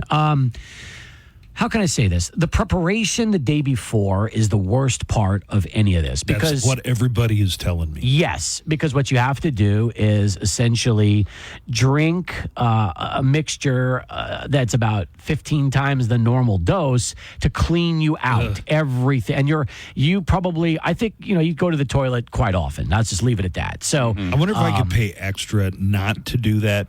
Well, the whole purge. Well, the whole point of the purge is making it easier for them to see when they go inside with the scopes, so they can. There's nothing blocking their view. That's the whole idea. They can see if you have a polyp. Yes. Well, that's the part I'm dreading. Everybody says the day before when you're drinking this mixture of stuff that just it just cleans you out, man. It does. But the procedure, you won't even know anything happened. That's the best part. And then afterwards, you get the results, and thank God for me, I don't have to come back and do this for another 10 years. So that was good. Oh, you got to do it again? Well, they recommend every 10, Buzz. But I mean, you're well on your way. In 10 years, I'll be 65. I don't even think I'm going to sweat it after that. Now, can you go? That's a sufficiently long life. Can you go? Not worth doing that again. If you're 65, you'll be like, no. Yeah, I'm still a young man. You can go sooner too if you want. Yeah, but anyway. Sure. Okay. Well, talk to your physician. That's exactly. And you know what? Again, for the guys out there that are worried about that, and I guess some people really do think that a colonoscopy and a prostate exam are the same things. The doctor, I started going to a new doctor, and she was saying, when did you have the last colonoscopy? So I told her the last time that my doctor did, what's it called? A physical? Now, the thing. The prostate check. The prostate check. Yeah. I thought the prostate check was the colonoscopy. I thought that's what they were talking about. Okay. The whole time. So no, this is much more involved, but not unpleasant. You're saying somewhat pleasurable, if anything. I don't want to say it was pleasurable. you were singing its praises a second ago. Well, it sounded like you were a satisfied customer to me. Yeah, because I'll tell you why. Because doctor, you're getting a tip. Because the screening was... Thanks, Doc. That hit the spot. First off, number one, you're under. Number two, it's fast. Right. And number three, that was Cosby's policy. Oh, that's so bad. Yeah, but so true. All right. So true. Dallas Cowboys. Da-da-da-da-da-da. Da-da-da-da-da. That cheap Cowboys team was looks like we thought they were playing the Baltimore Cuervos. Instead, they were drinking Jose Cuervos. So the bus went away. They tried to come back and they failed. Damn, they gotta get better. No. They gotta get better, man. All right. So they do have to get better. That is our Cowboy Monday morning reporter. And they didn't mount a comeback. You got to say they made it close at the end. Not close enough, though, because the Cowboys are now 1-2 after losing to the winless, no longer winless, Baltimore Ravens on Sunday. But in defense of the Ravens, I mean, they played the Chiefs the first week, and then they blew their big lead against the Raiders in the second week. But, I mean, that's a better team. Baltimore was projected by many to win the division, so it's not like they're losing to the Jacksonville Jaguars, They're losing to the Ravens. Look, the Cowboys have issues, all right? The running game's an issue. The defense is an issue. Dak is at times, it took him a while to get going. They couldn't stop Derrick Henry. No, the CeeDee Lamb fumble. That's right. Everybody can run against the Cowboys. CeeDee doesn't normally give it up like that. No, but teams are running against Dallas. That's the blueprint right now to beat the Cowboys, is just run on them. So the Giants have a running back. They have some talented defensive players, but I don't know how good the defense is in total. They're not physical enough. That's the best. Some people have said this. They're soft right now. They're soft, and if you're a soft defense, teams are going to try to just go right through you, and that's what everybody's been able to do so far against the Cowboys. They're soft. They're soft. 1 and 2. Soft. Did you get my? Did you like the text I sent you where it said owner Jerry Jones calls for owner Jerry Jones to fire manager Jerry Jones? I did like that. And people have been saying that for the last 15, 20 years. People have been saying that for a long, long time. They have. That they love the Cowboys but hate the owner. 100%. 100%. So the Cowboys play the Giants on Thursday. This is a big game. I mean, it's in the Meadowlands, and the Cowboys, this is really now. It's going to be on Amazon Prime, too. It is. And guess who's going to have it? We are. Well, yeah. So that's important. If you can't watch it on Amazon Prime, we're going to carry it as we do every Cowboy game on the official radio station for Cowboys football in El Paso, 95.5 KLAQ. El Paso's best rock. And I will be making my debut at Speaking Rock on Thursday, broadcasting live with before Jay the Cowboys. Novacek? Yes. Hopefully we'll get Jay on the show that day. Novacek was great, wasn't he? He was. And one of the nicest people you'll ever meet. We brought him in for our Sports Expo years ago, him and his wife, and they could not have been nicer. They're super people. I think Novacek went to Wyoming, right? Mm-hmm. That's right. And Speaking of Wyoming. We had him playing UTEP for 4 years. That's right. Have we talked college realignment on this show in the last couple of days? Because wild things are happening right now. So the best game of the college game of the weekend was USC Michigan, and Michigan ended up winning that one. I don't know. I think the best game was the Colorado game. I didn't catch Oh my God! You didn't see that? What happened? Colorado was playing Baylor. And on the last play of the game... Yeah, I only say USC and Michigan because they're both so highly ranked. This game was amazing. They had the Hail Mary that was caught to send it into overtime. Then Colorado wins in overtime by forcing the fumble. Travis Hunter is like made a Heisman case for himself after this game. It was wild. It was one of the craziest endings I've ever seen. You just made it sound super exciting. It was the best. That game was legit. Now, not to say Michigan USC wasn't, but... the Colorado game was all over social media. Everybody was talking about it. It happened late Saturday night. It was incredible. How's Notre Dame doing? My grandparent. Notre Dame lost to an unexpected opponent early on. They did. Northern Illinois. Mm-hmm. That's right. So they're doing not great if you lose to Northern Illinois and you're freaking Notre Dame. That's true. Notre Dame should every year have the best recruiting. Well, maybe not now that they have NIL. Listen, go anywhere. But before that, they should have recruited the best of any college year in, year out. I'll call the loss to Northern Illinois a slip up because they beat Purdue 66-7 on the road. They beat now they haven't played anybody. They beat Miami of Ohio 28-3, and then they beat A&M 23-13. This week they host Louisville, so their schedule softens up, but they're okay. They're 3-1, and they could be, a team that'll be in that playoff position if they keep it rolling. Buzz has been so sad about his Sooners. Sooners had their first outing against an SEC opponent since joining the SEC. It was Tennessee, and it wasn't close. It was Josh Heupel, who almost won a Heisman with the Sooners, the coach of the Volunteers, and the game was in Norman, and they lost it. Yeah, they lost by a wide margin. Yeah, they got thumped. They got thumped. Actually, 25-15. It seems better than it was. It just wasn't good. And understand this. They made so many mistakes. Yeah, so many errors. And by the way, I'm looking at their schedule. Like they got to play at Auburn, the Red River rivalry. Then they host South Carolina, and then it's like number 6 Ole Miss. It is going to be a tough. The SEC is a ball buster, man. It is a tough I said league. before the first game of the season was played that I think the Longhorns are going to surprise a lot of people. Do you now believe that the Longhorns are for real? Oh yeah, yeah. That's a good football team. Wait, did they start Arch Manning in the last game? Yes, he didn't play that good. He did not play that well. But they still got the win. Is he not the normal starter? Or will he be? No, the normal starter is Quinn Ewers, and when Quinn is healthy, he'll be back. So this is a position where I think they're going right now with Arch just because he is the backup, and when Ewers was out, and Ewers is one of the top prospects in the game. So yeah, need to make sure that you've got you've got a good backup plan ready. Is Texas ranked number 1? They are. Texas yes. is all the way to number 1. Yes. So they're going in the right direction. The That's Sooners correct. Did not inspire a lot of confidence for the Sooner faithful. It's okay, buddy. And trust me, at the barbershop in my hometown, they are talking about firing Brett Venables. Is the barber shop in your hometown kind of like the barber shop in Coming to America, Yeah. except it's the Oklahoma version? Yeah, except everybody's white. Yes. And there are no Jews. You ain't never met no Dr. Martin Luther King. Let's talk. What other? I know you're running out of time. You got a meeting coming up. What other I am. sports do we need? Okay, to talk conference about? realignment. This is huge. Let me explain what happened yesterday. Okay. Yesterday.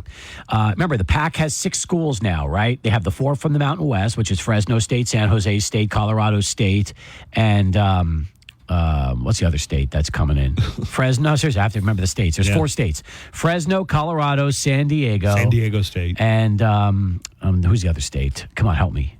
They're in the Mountain West. And they're in another state school. Mental State. Green Mountain State. No. Okay. Do you know Anyway. where that's from? Green Mountain State. Boise State. Thank you. Blue Mountain State. Okay. Blue Mountain State. So these 4 state schools are going to the PAC. They're joining Oregon State and Washington State. Okay. Now, there's already talk that the PAC is going to add Gonzaga just for basketball. So that's going to make them a basketball powerhouse. I always thought, and I was led to believe that if you're going to compete in basketball, you've got to compete in football as well. No? Has that never been the case? No, unfortunately, no. There's certain schools that don't have football but are great in basketball, and Gonzaga is one of them. Sure. So 7 with basketball, 6 with football. So they were targeting Memphis, Tulane, South Florida, and UTSA from the American Athletic Conference to join the PAC. And they decided, no, we're staying put. We don't want to leave. So all of a sudden, you're like, what's the PAC going to do? They only have 6 schools.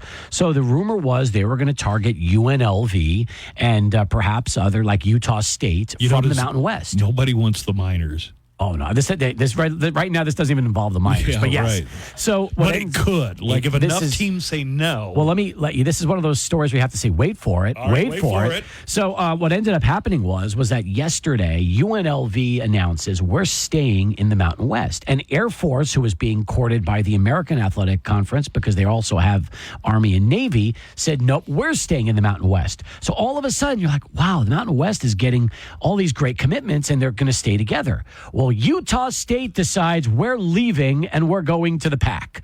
And Utah State was in the Mountain West. So because Utah State is leaving, now all of a sudden UNLV and Air Force are like, well, wait a minute. We were only going to stay if the whole conference was staying together. And now that Utah State is leaving, we are going to keep our options open and start looking for other possibilities, which means UNLV could leave. Air Force could leave. I got an idea. The Mountain West could only have 5 schools left, Buzz. Let all of the teams leave, and then the Miners can win the conference every year. By default. They're the only ones left. By default, yeah. Last man standing. So as of today, okay, Utah State is leaving the Mountain West, and they're going to join the other 4 states in the PAC. But UNLV is the big one, and obviously Air Force. So we have to see what happens there. But based on just Utah State leaving, the Mountain West needs schools. They have to fill the void, which is where UTEP comes in, because everybody believes UTEP is the first and most logical option for the Mountain West, because they don't have to make the jump to the FBS. They're already ready to go, and they have all the regional rivals that are former WAC schools. The UTEP minor football team is not a second thought or a third thought. They're like the 4th thought down on the list. well, maybe we'll have room for the Miners. It's like we don't even come into the equation until a lot of other teams have either passed or That's true. But by Miners, the time, go the ahead. Miners lost against Colorado State in Fort Collins, but they didn't lose by 50 points. No, they lost. They lose by 10? Yeah, but here's the story behind this game. 27-17? Former ESPN El Paso intern Cade McConnell comes in the second half and sparked the Miners to a couple of touchdowns. They were down by just 7. And now, based on his performance, even though they have a bye week this week and they don't play till next Thursday at home against Sam Houston, it's starting to look like Cade could be the starting quarterback for the Miners. Nothing's been cemented yet. You really seem to be biased in favor of Cade at the QB position. Well, because he was your intern. And he's played well. Yeah. Listen, if Cade sucked as a quarterback, I wouldn't sugarcoat it. I would tell him. He's my friend. Yeah, I would say, Cade, listen, we love you. You know what? You're a great kid. You do great on the show. But you think he's earning the starting position as the season goes on? He played really well on Saturday. And my whole thing is this, okay? Do I know for sure Cade is the answer? No. But my attitude has always been this, Buzz. Give him a chance. If he doesn't seize the chance and he fails to capitalize, fine. He had his opportunity. He hadn't had it really until Saturday in the second half. So you finally gave him a chance. Rudy. Who are the Miners getting? Showed some life in the second half. Who are the Miners getting beat? I mean, who do the Miners play this weekend? They play a week from Thursday. They're off this week. Okay. They're a week from Thursday. The Sam Houston State Bearcats. On the road or here? Here. So there'll be a Thursday night game. It's October, baby. You know what that means?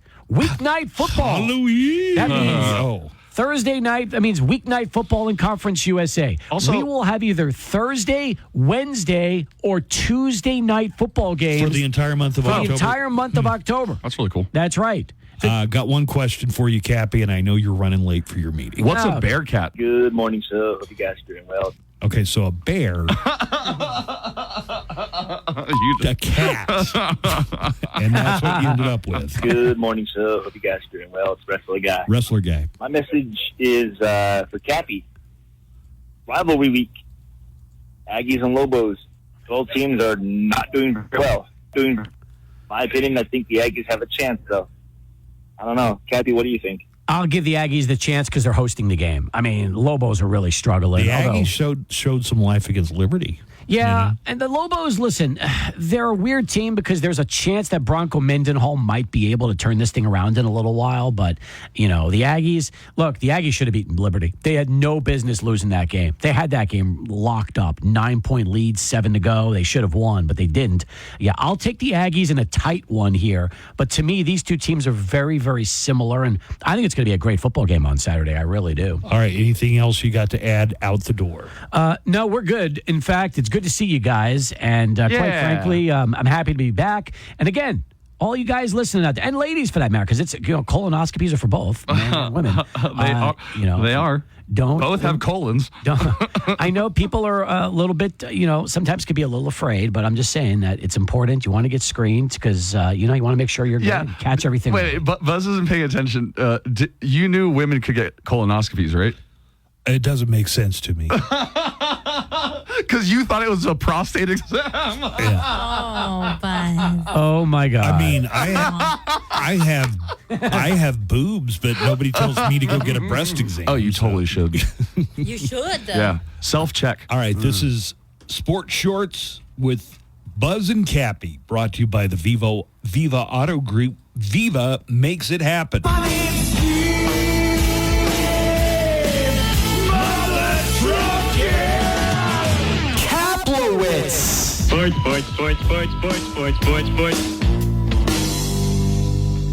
Deal with it.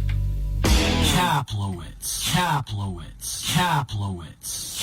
Here's to fall. Maybe all the falling leaves will cover up your neighbor's political song. Requires eligible plan. America. We are endowed by our Creator with certain unalienable rights, life, liberty, and the pursuit of happiness. By honoring your sacred vocation of nursing, you impact your family, your friends, and your community. At Grand Canyon University, our online RN to BSN, MSN, or DNP degree programs allow you to balance online coursework with local in-person clinical, practicum, or immersion hours. Find your purpose at GCU. Private, Christian, affordable. Visit gcu.edu. Coverage and other restrictions apply. Visit att.com/onenetwork for details. Live from the KLAQ studios, the Buzz Adams Morning Show. Courtesy of Glasheen, Vyas, and Enderman Personal Injury Lawyers at GVILaw.com.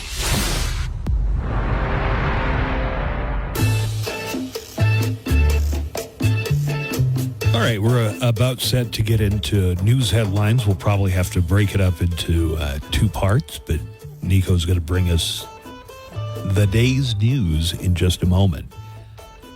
Tomorrow on the show, our guest is actor Christian Nairn. Hodor! Christian Nairn played Hodor on Game of Thrones. Hodor! Joanna, you didn't get into Game of Thrones. No. Do you know who Hodor? Hodor was one of the most popular characters. Hold the door! Hold the door! Now, that's what I call Hodor. Today's hits sung by your favorite Game of Thrones character. Hits such as Thank You Next. Hodor, Hodor, Hodor, Hodor, Hodor, Hodor. High Hopes by Panic at the Disco. Hodor, Hodor, Hodor, Hodor, Hodor, Hodor, Hodor, Hodor, Hodor, Hodor.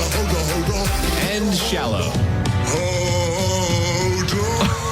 Okay.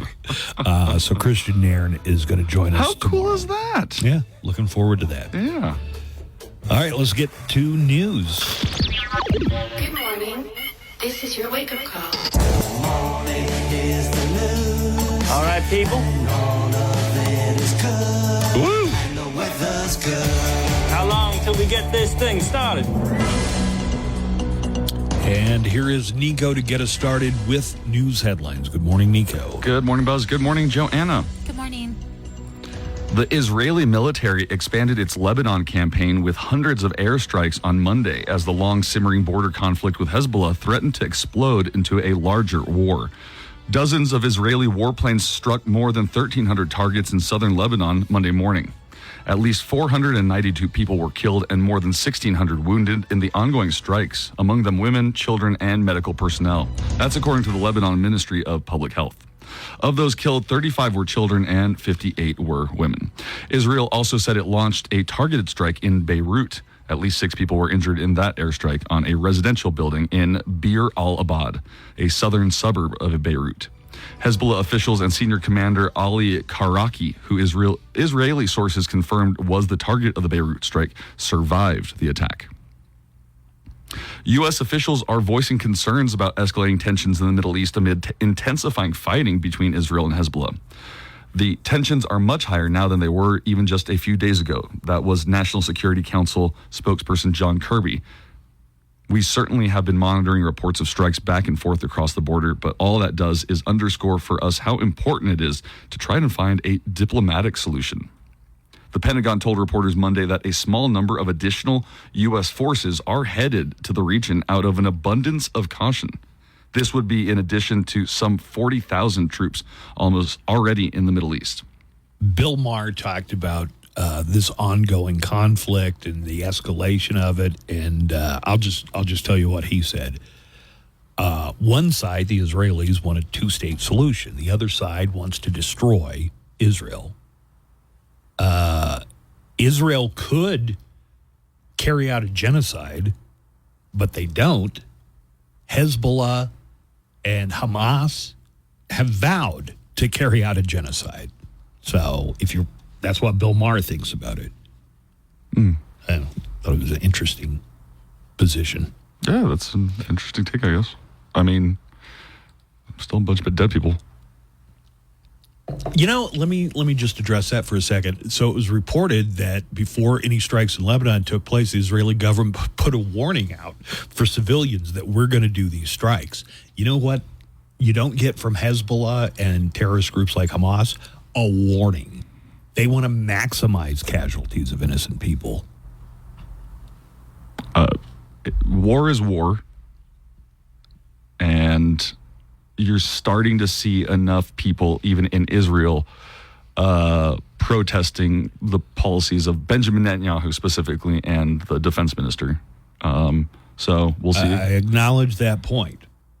There are plenty of people inside Israel that says that Benjamin Netanyahu is only expanding this war so he can hold on to power. I just shared with you what Bill Maher had to say. What do you think of that? What did he say? He said Israel wants a two-state solution. Do they? Yeah, I mean, maybe you don't know that. Netanyahu doesn't, but No, exactly. that has been the policy of Israel. For No, it has not. It has. A two-state solution has not been the policy of Israel.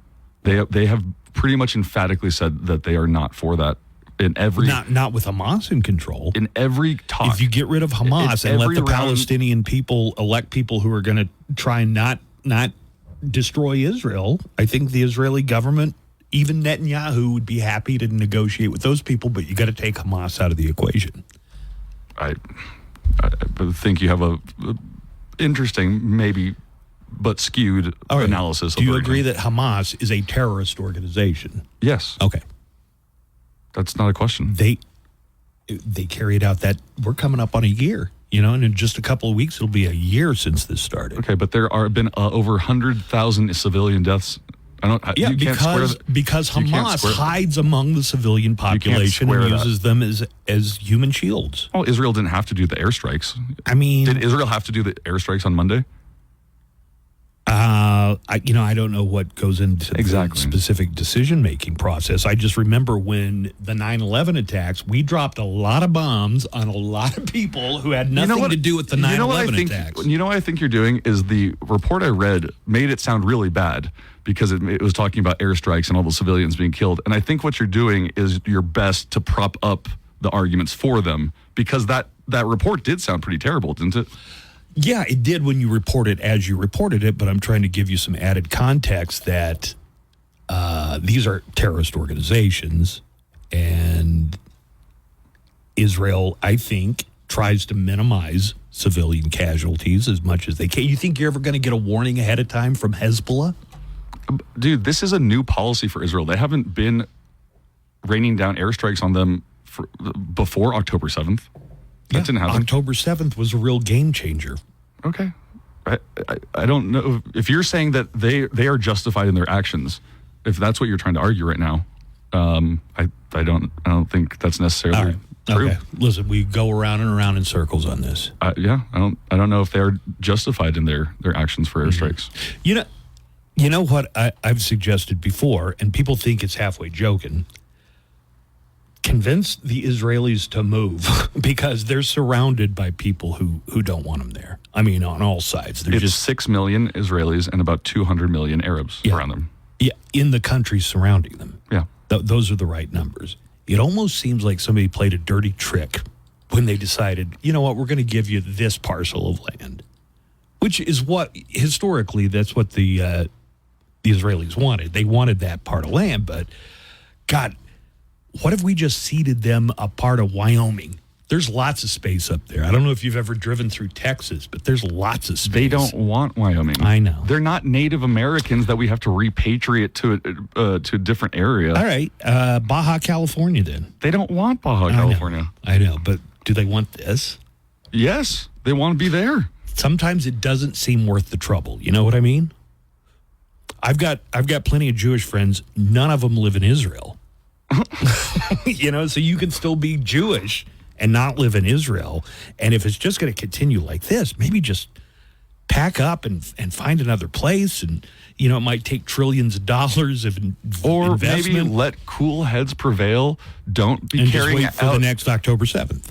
Who said that? I didn't say that. If you don't punish Hamas. No, we're talking about Hezbollah and the airstrikes right now. So your whole argument about October 7th is moot compared to Hezbollah and Hamas are fellow travelers for sure.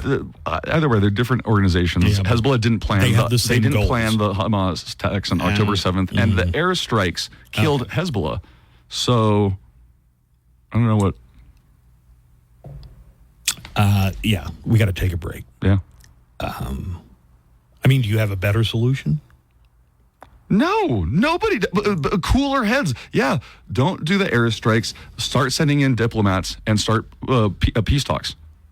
With Hamas. I didn't say that. I said with at least Hezbollah right now. Who's in charge of Palestine?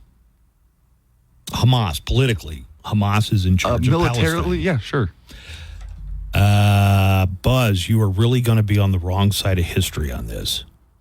Yeah, I would say negotiate with Hamas. Yeah. You're making it like the Israelis started this. They did not. I didn't say any of that. I just said that they are continuing airstrikes against Hezbollah when they don't need to. Break. We'll come back with part 2 of the news right after this. Artist interviews, new music discoveries, celebrating artists' birthdays, commemorating releases, champion of all things rock. And stop by Adult Video, 8760 Gateway East, between Lee Trevino and Zaragoza. Let us be your soundtrack to fall while you're cruising around in your turtleneck with your pumpkin spice looking for a spirit Halloween and putting up Christmas decorations. You can take us anywhere. Did you hear? Summer's already over. Welcome to fall from the Buzz Adams Morning Show.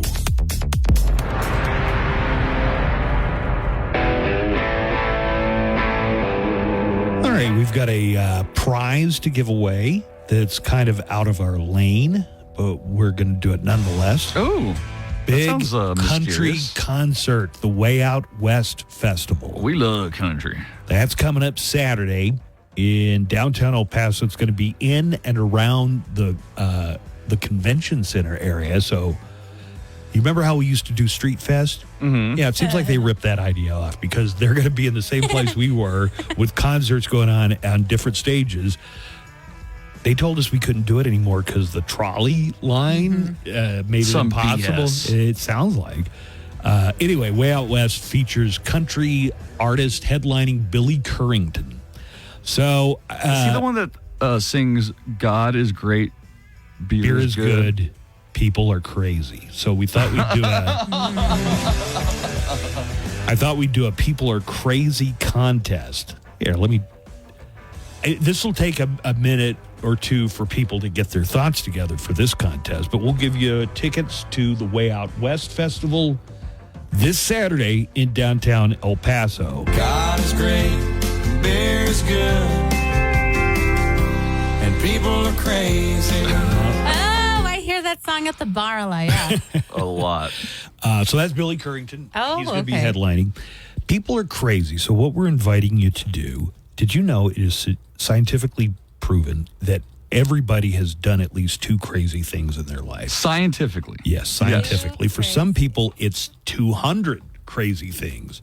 For some people, it's 200 in a month. Or 600 in a year. Or 600 in a year. We want you to share 2 crazy things, either that you've done or about you or something you experienced, and make one up, right? So 2 crazy things and then 1 made up one, and I am prepared to give you an example, all right? So 2 truths and a lie. Yeah. Okay. Is that a thing that already exists? Well, we're calling it People Are Crazy. I'm not going to come up with an original contest. People are crazy. I'm not going to come up with an original contest for a festival that stole our idea and location. Do you want to hear mine? Yeah. Okay. I'm just going to, in no particular order, 2 facts and 1 fiction. Fiction. All right. Okay. You ready? Yes. When I was 9, I shaved my eyebrows to look like Mr. Spock from Star Trek, and my mom was pissed. All right. I believe that one. Yeah, one of these is going to be a lie. Okay. Number 2. Boy, what'd you do to my bell sound? Did you swap me out? No. Number 2. I once saw a kangaroo in the wild in Depew, Oklahoma. Not at a zoo. It was by my grandfather's pond. I think I That's shouldn't a give truth. more details. Yeah, you're giving. All right, how about this one then? I once drove a golf cart on an incline too near a lake. The golf cart ended up tipping over into the lake, and I was banned for life from that golf course. So, False. Joanna, which one do you think is fiction? I'm going to say the golf cart one is a fiction. Good choice, Joanna. Why do you say that? Because I know your life pretty well. I think I've told the kangaroo story enough You've told times. the kangaroo story once. I'm writing your biography, so it's like, yeah, I know every Nico is detail. the one in charge of your biography. Yeah. So. Have I ever told the eyebrows that I shave like Mr. Spock? No, I've never- I don't think you Not on air. But I feel like that is something In that a you long did. car trip, you definitely mentioned it. I was really into Star Trek, the original series. So I got one of my mom's razors and I shaved my eyebrows to look like Mr. Spock's.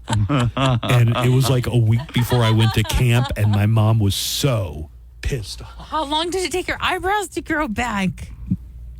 Man, To I this don't- day, I don't they know, but still look this Spocky. day. They still look a little Spocky. That's how you play People Are Crazy. God is All great. right. Beer is good. And people are crazy.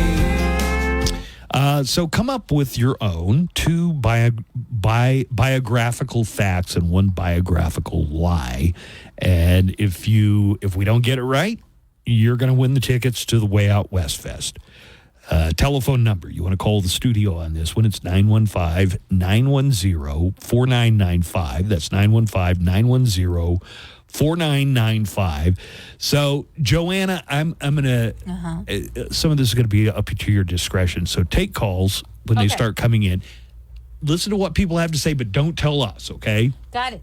And make sure that they kind of got the gist of what's supposed to be The going on. gist. Okay. Yeah. All right. Nico, there was a story. I got a couple of neckline calls we can play because it's going to take a little while to get this contest Yeah. going. So you had something you wanted to share with me that you promised I would be interested in. I did. Okay. Because you'll see it in the news this day or this week, possibly. Police have made arrests after a euthanasia capsule has been used for the first time. On a human? A human. Swiss police confiscated the controversial Sarco euthanasia pod after a person died using it for the first time. Is it a pill? Nope. Look, it's a capsule that you put yourself into, like a pod. What's a it euthanasia called? pod. The Sarco euthanasia pod. SARCO? Like sarcophagus, I assume. Man, I can't even spell euthanasia. It's youth in Asia. This looks like a tanning bed. It almost looks like a tanning bed. That's a really good description of it. Several arrested after woman dies in suicide pod. Didn't I tell you you would be interested in this? So, to use the capsule, the person wishing to die presses a button. Then a large amount of nitrogen is released, displacing the oxygen. The person loses consciousness after a few breaths of nitrogen and then dies after about 5 minutes. That's according to the inventor. Who are they charging? Customers who want to die. Well, it sounds like the customer's too late to charge her with anything. It was a lady, right? Oh, well, I thought you meant money, charging money. No, yeah. Also, you're saying who are the police charging? Are they charging the inventor or just the people who administered the... All of those. Everybody. All the way around, because they're saying while assisted suicide is actually legal in Switzerland, they're saying that this did not meet the standards for what they normally have for assisted suicide, I guess. Like, nitrogen's a very new way of killing yourself, I guess. Okay. I would figure just whatever gets the job done in the most comfortable way possible. I would too, right? But it's kind of weird and freaky to have a capsule for this. I'm just looking at the one that I looked up, and I don't know if this is the prototype or the only one that exists, but it has a quote from Carl Sagan on the side of it. We are made from stardust. Star stuff. That is a famous Carl Sagan quote. It has also been repeated by his protege, Neil deGrasse Tyson. You don't find it kind of in bad taste to do it like this? Like this whole idea of a pod? I mean, like hanging yourself in the garage is a lot better. I don't think that. Carbon monoxide from the car and a hose? No, of course not. Any kind of suicide. I mean, it sounds like one of the most tasteful ways. No, I meant legal. This is legal. This is like legally. I'm saying like apparently not. If they arrested a bunch of people, right? Oh, that's a good point.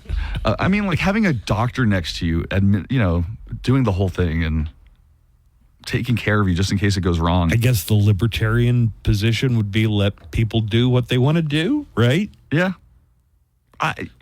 You don't have a chance to change your mind. I don't have the problem with assisted suicide. I have the problem with this way of doing it, of like a phone booth. Like in Futurama, they have a suicide phone booth that you just kind of pay for. Yeah, this is more like a suicide tanning booth. Yeah.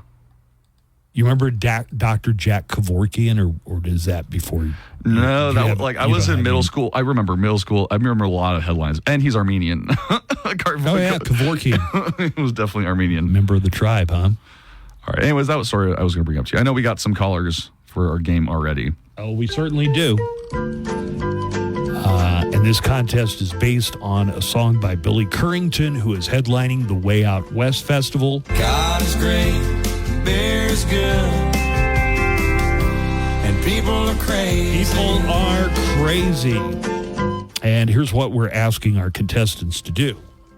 Let's talk to Easy. Joanna, is the name Easy? Hello, Easy. What up?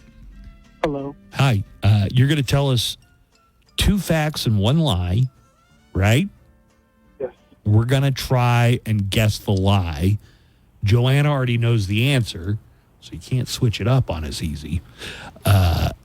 If we don't get it right, you win the tickets to the Way Out West Fest. So go ahead, give us fact number 1. Okay, this all involves drinking, all 3 of them. Okay. All right.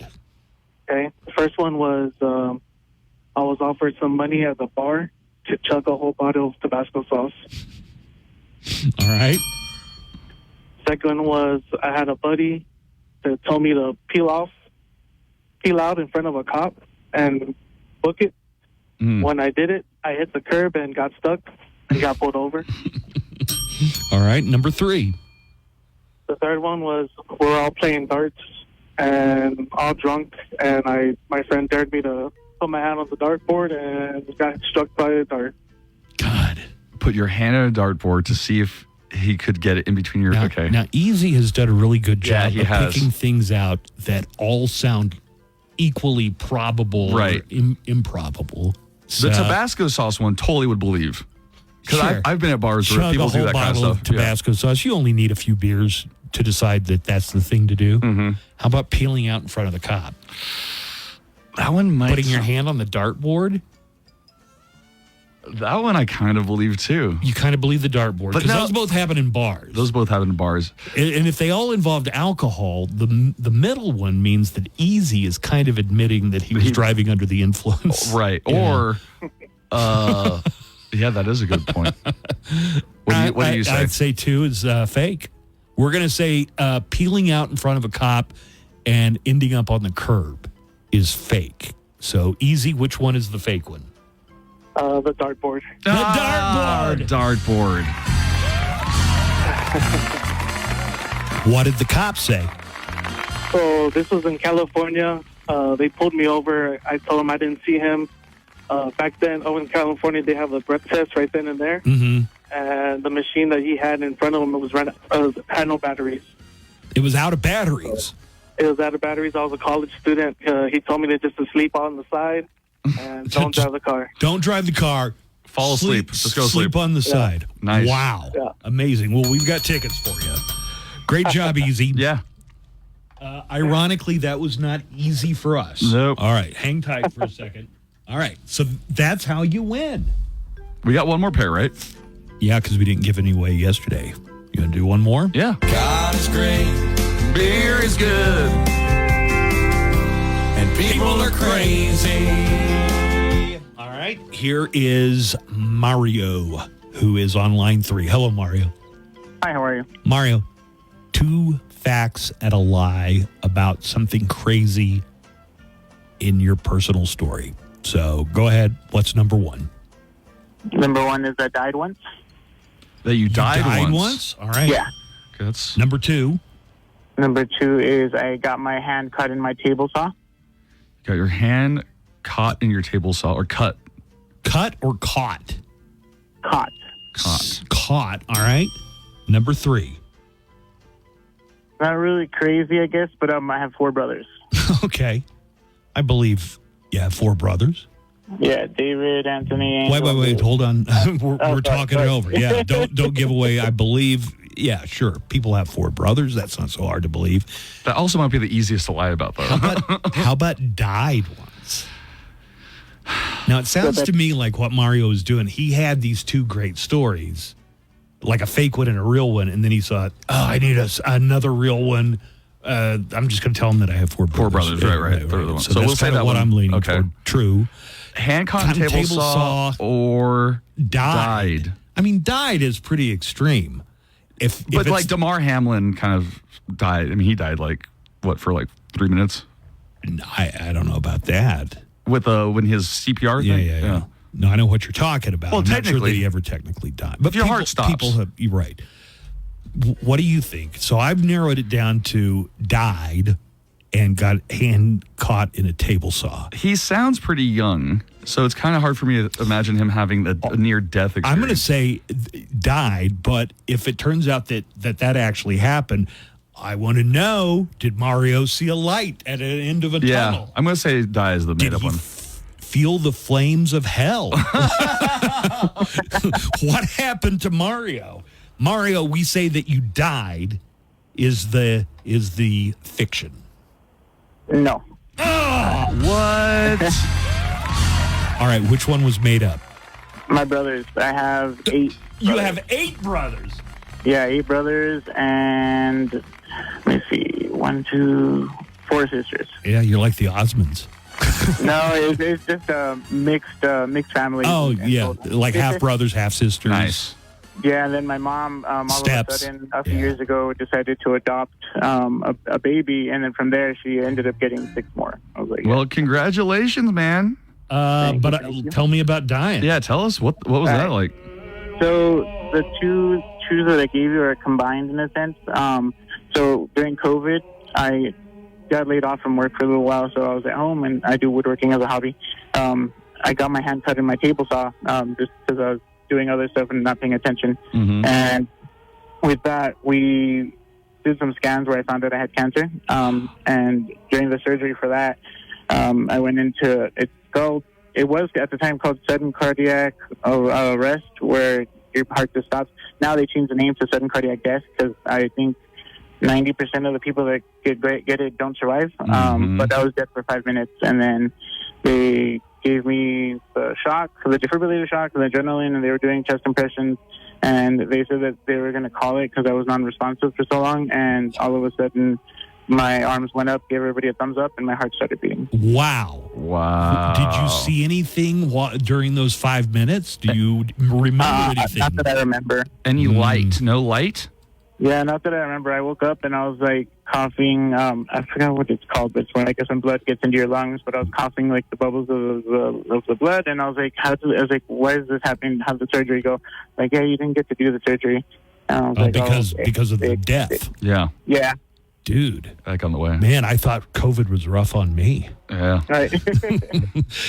You doing okay now, Mario? Yeah. As of last May, or this May, as of this May with the last test we did, I'm cancer free. All right. Yeah. Let's hear it for Mario. I always like a happy ending too. Yeah, that's a good Mario, story. we got tickets for the Way Out West Fest this Saturday.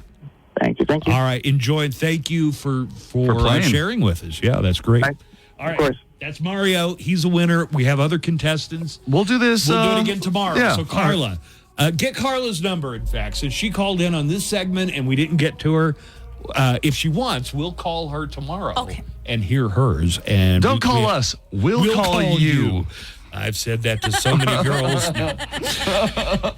Take a break. We'll come back and wrap things up. One final segment of the show is on the way, and we will have more tickets throughout the week for the Way Out West Festival featuring Billy Currington, who sings God is Great. Beer is good. People are crazy. God is great. Beer is good. And people are crazy. Hey, it's Daniel Paulus. I'll be along starting at 3 with everything from Aerosmith to Nirvana to WesternTech.edu. Get started today. Don't give up. Rise up at Western Tech. College for the real world. Live from the KLAQ studios, the Buzz Adams Morning Show. Courtesy of Glasheen, Vyas, and Enderman Personal Injury Lawyers at GVILaw.com. Coming back, 5, 4, 3, 2. Tomorrow, actor Christian Nairn, most famous for playing Hodor in Game of Thrones. We're going to have Hodor on Game of Thrones. Can you please spell Hodor? Hodor. Hodor. More information on the Way Out West Fest. You can get tickets at elpasolive.com or epwayoutwest.com. That's epwayoutwest.com. Also, what else were we going to promote? The AfterBuzz. Oh, our AfterBuzz is going to be the live AfterBuzz that I'm we gonna did put on that one up Saturday. to- It's our first ever live AfterBuzz. Which went extremely well. All right. Oh, it looked like everybody had such a great time. Good. Everybody I except hope Buzz. so. Right. I'm just so... Really? Right. Like, I hear it's like, oh, that could technically be better, and that sound, I don't know. I'm just like a real stickler for... And Nico doesn't care. Right? I don't care that you care so much. Chase Bryant is also going to be at the Way Out West Fest, and I believe that's a name that I've heard before. You mean Chase Bryant. Chase Bryant? Also, Cassie Ashton and Trey Landon. Trey Landon, you say? There's going to be mariachis on one stage. Wow. Josh Maren's going to be there, Damian Isaac, and many others, and we'll have tickets. Oh, yeah. And many others. And we're going to have tickets tomorrow, Thursday, and Friday. Oh, okay, I see what you guys are laughing about. Johnny Cage is going to be there doing a DJ set. Did you know that dude's been like #1 DJ for like the last few years? Because they banned me. And it's only okay. So it's only in what's the publication that does it? The Best of the Border. Or What's Up? I think so. They made it under the age of 50 a few years ago, so that eliminates me because I had won it something like 28 years in a row. Okay, so yes, I'm only telling the truth. I don't have anything against Johnny Cage. I just went to Johnny Cage, one of his DJ sets, and got a picture with him. Yeah, he's so nice. He's so Every nice. time I see him. We have worked. Simultaneous at events. He doesn't seem to have a problem with me. I don't have a problem with him. It says that he's a DJ for the Sirius XM Channel 13 Pitbull's Globalization channel. Do you know how crazy it was? I listened to Pitbull's Globalization, and the first time I think he had actually played it, it was like, what? You're all, whoa. What? We out of time?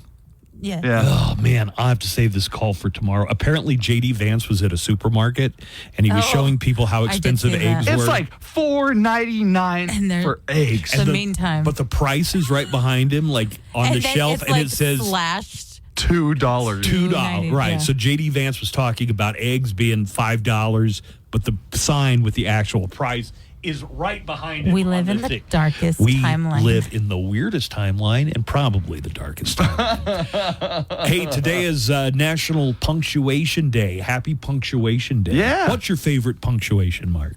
Exclamation. Yeah. Or question mark. I don't use a lot of... Period. Yeah? Yes. Period. You like putting an end on Period. things. I like a semicolon. Oh. If you're like Steve, you like a full colon. And the Oxford comma. Yes. Another thing that I really like. Happy Punctuation Day, everybody. Question mark. Please, exclamation point. I wanna hold you in parentheses. I love you, period. And do you love me? Question mark. Please, exclamation point. I wanna hold you in parentheses. All right, one final thing. You know how I did the example of how to play the People Are Crazy contest? I want one of you to volunteer to do it tomorrow, just as an example. Oh, will you okay. do it? Joanna, will you do it? I'll do it. Yeah. Okay, Joanna is going to play People Are Crazy to show everybody how it's I done like tomorrow. escargot. You have a horse because You have a horse named Rosehill. The Buzz Adams Morning Show will be back tomorrow at 6 a.m. See you tomorrow, okay? Okay, bye-bye. In the meantime, you can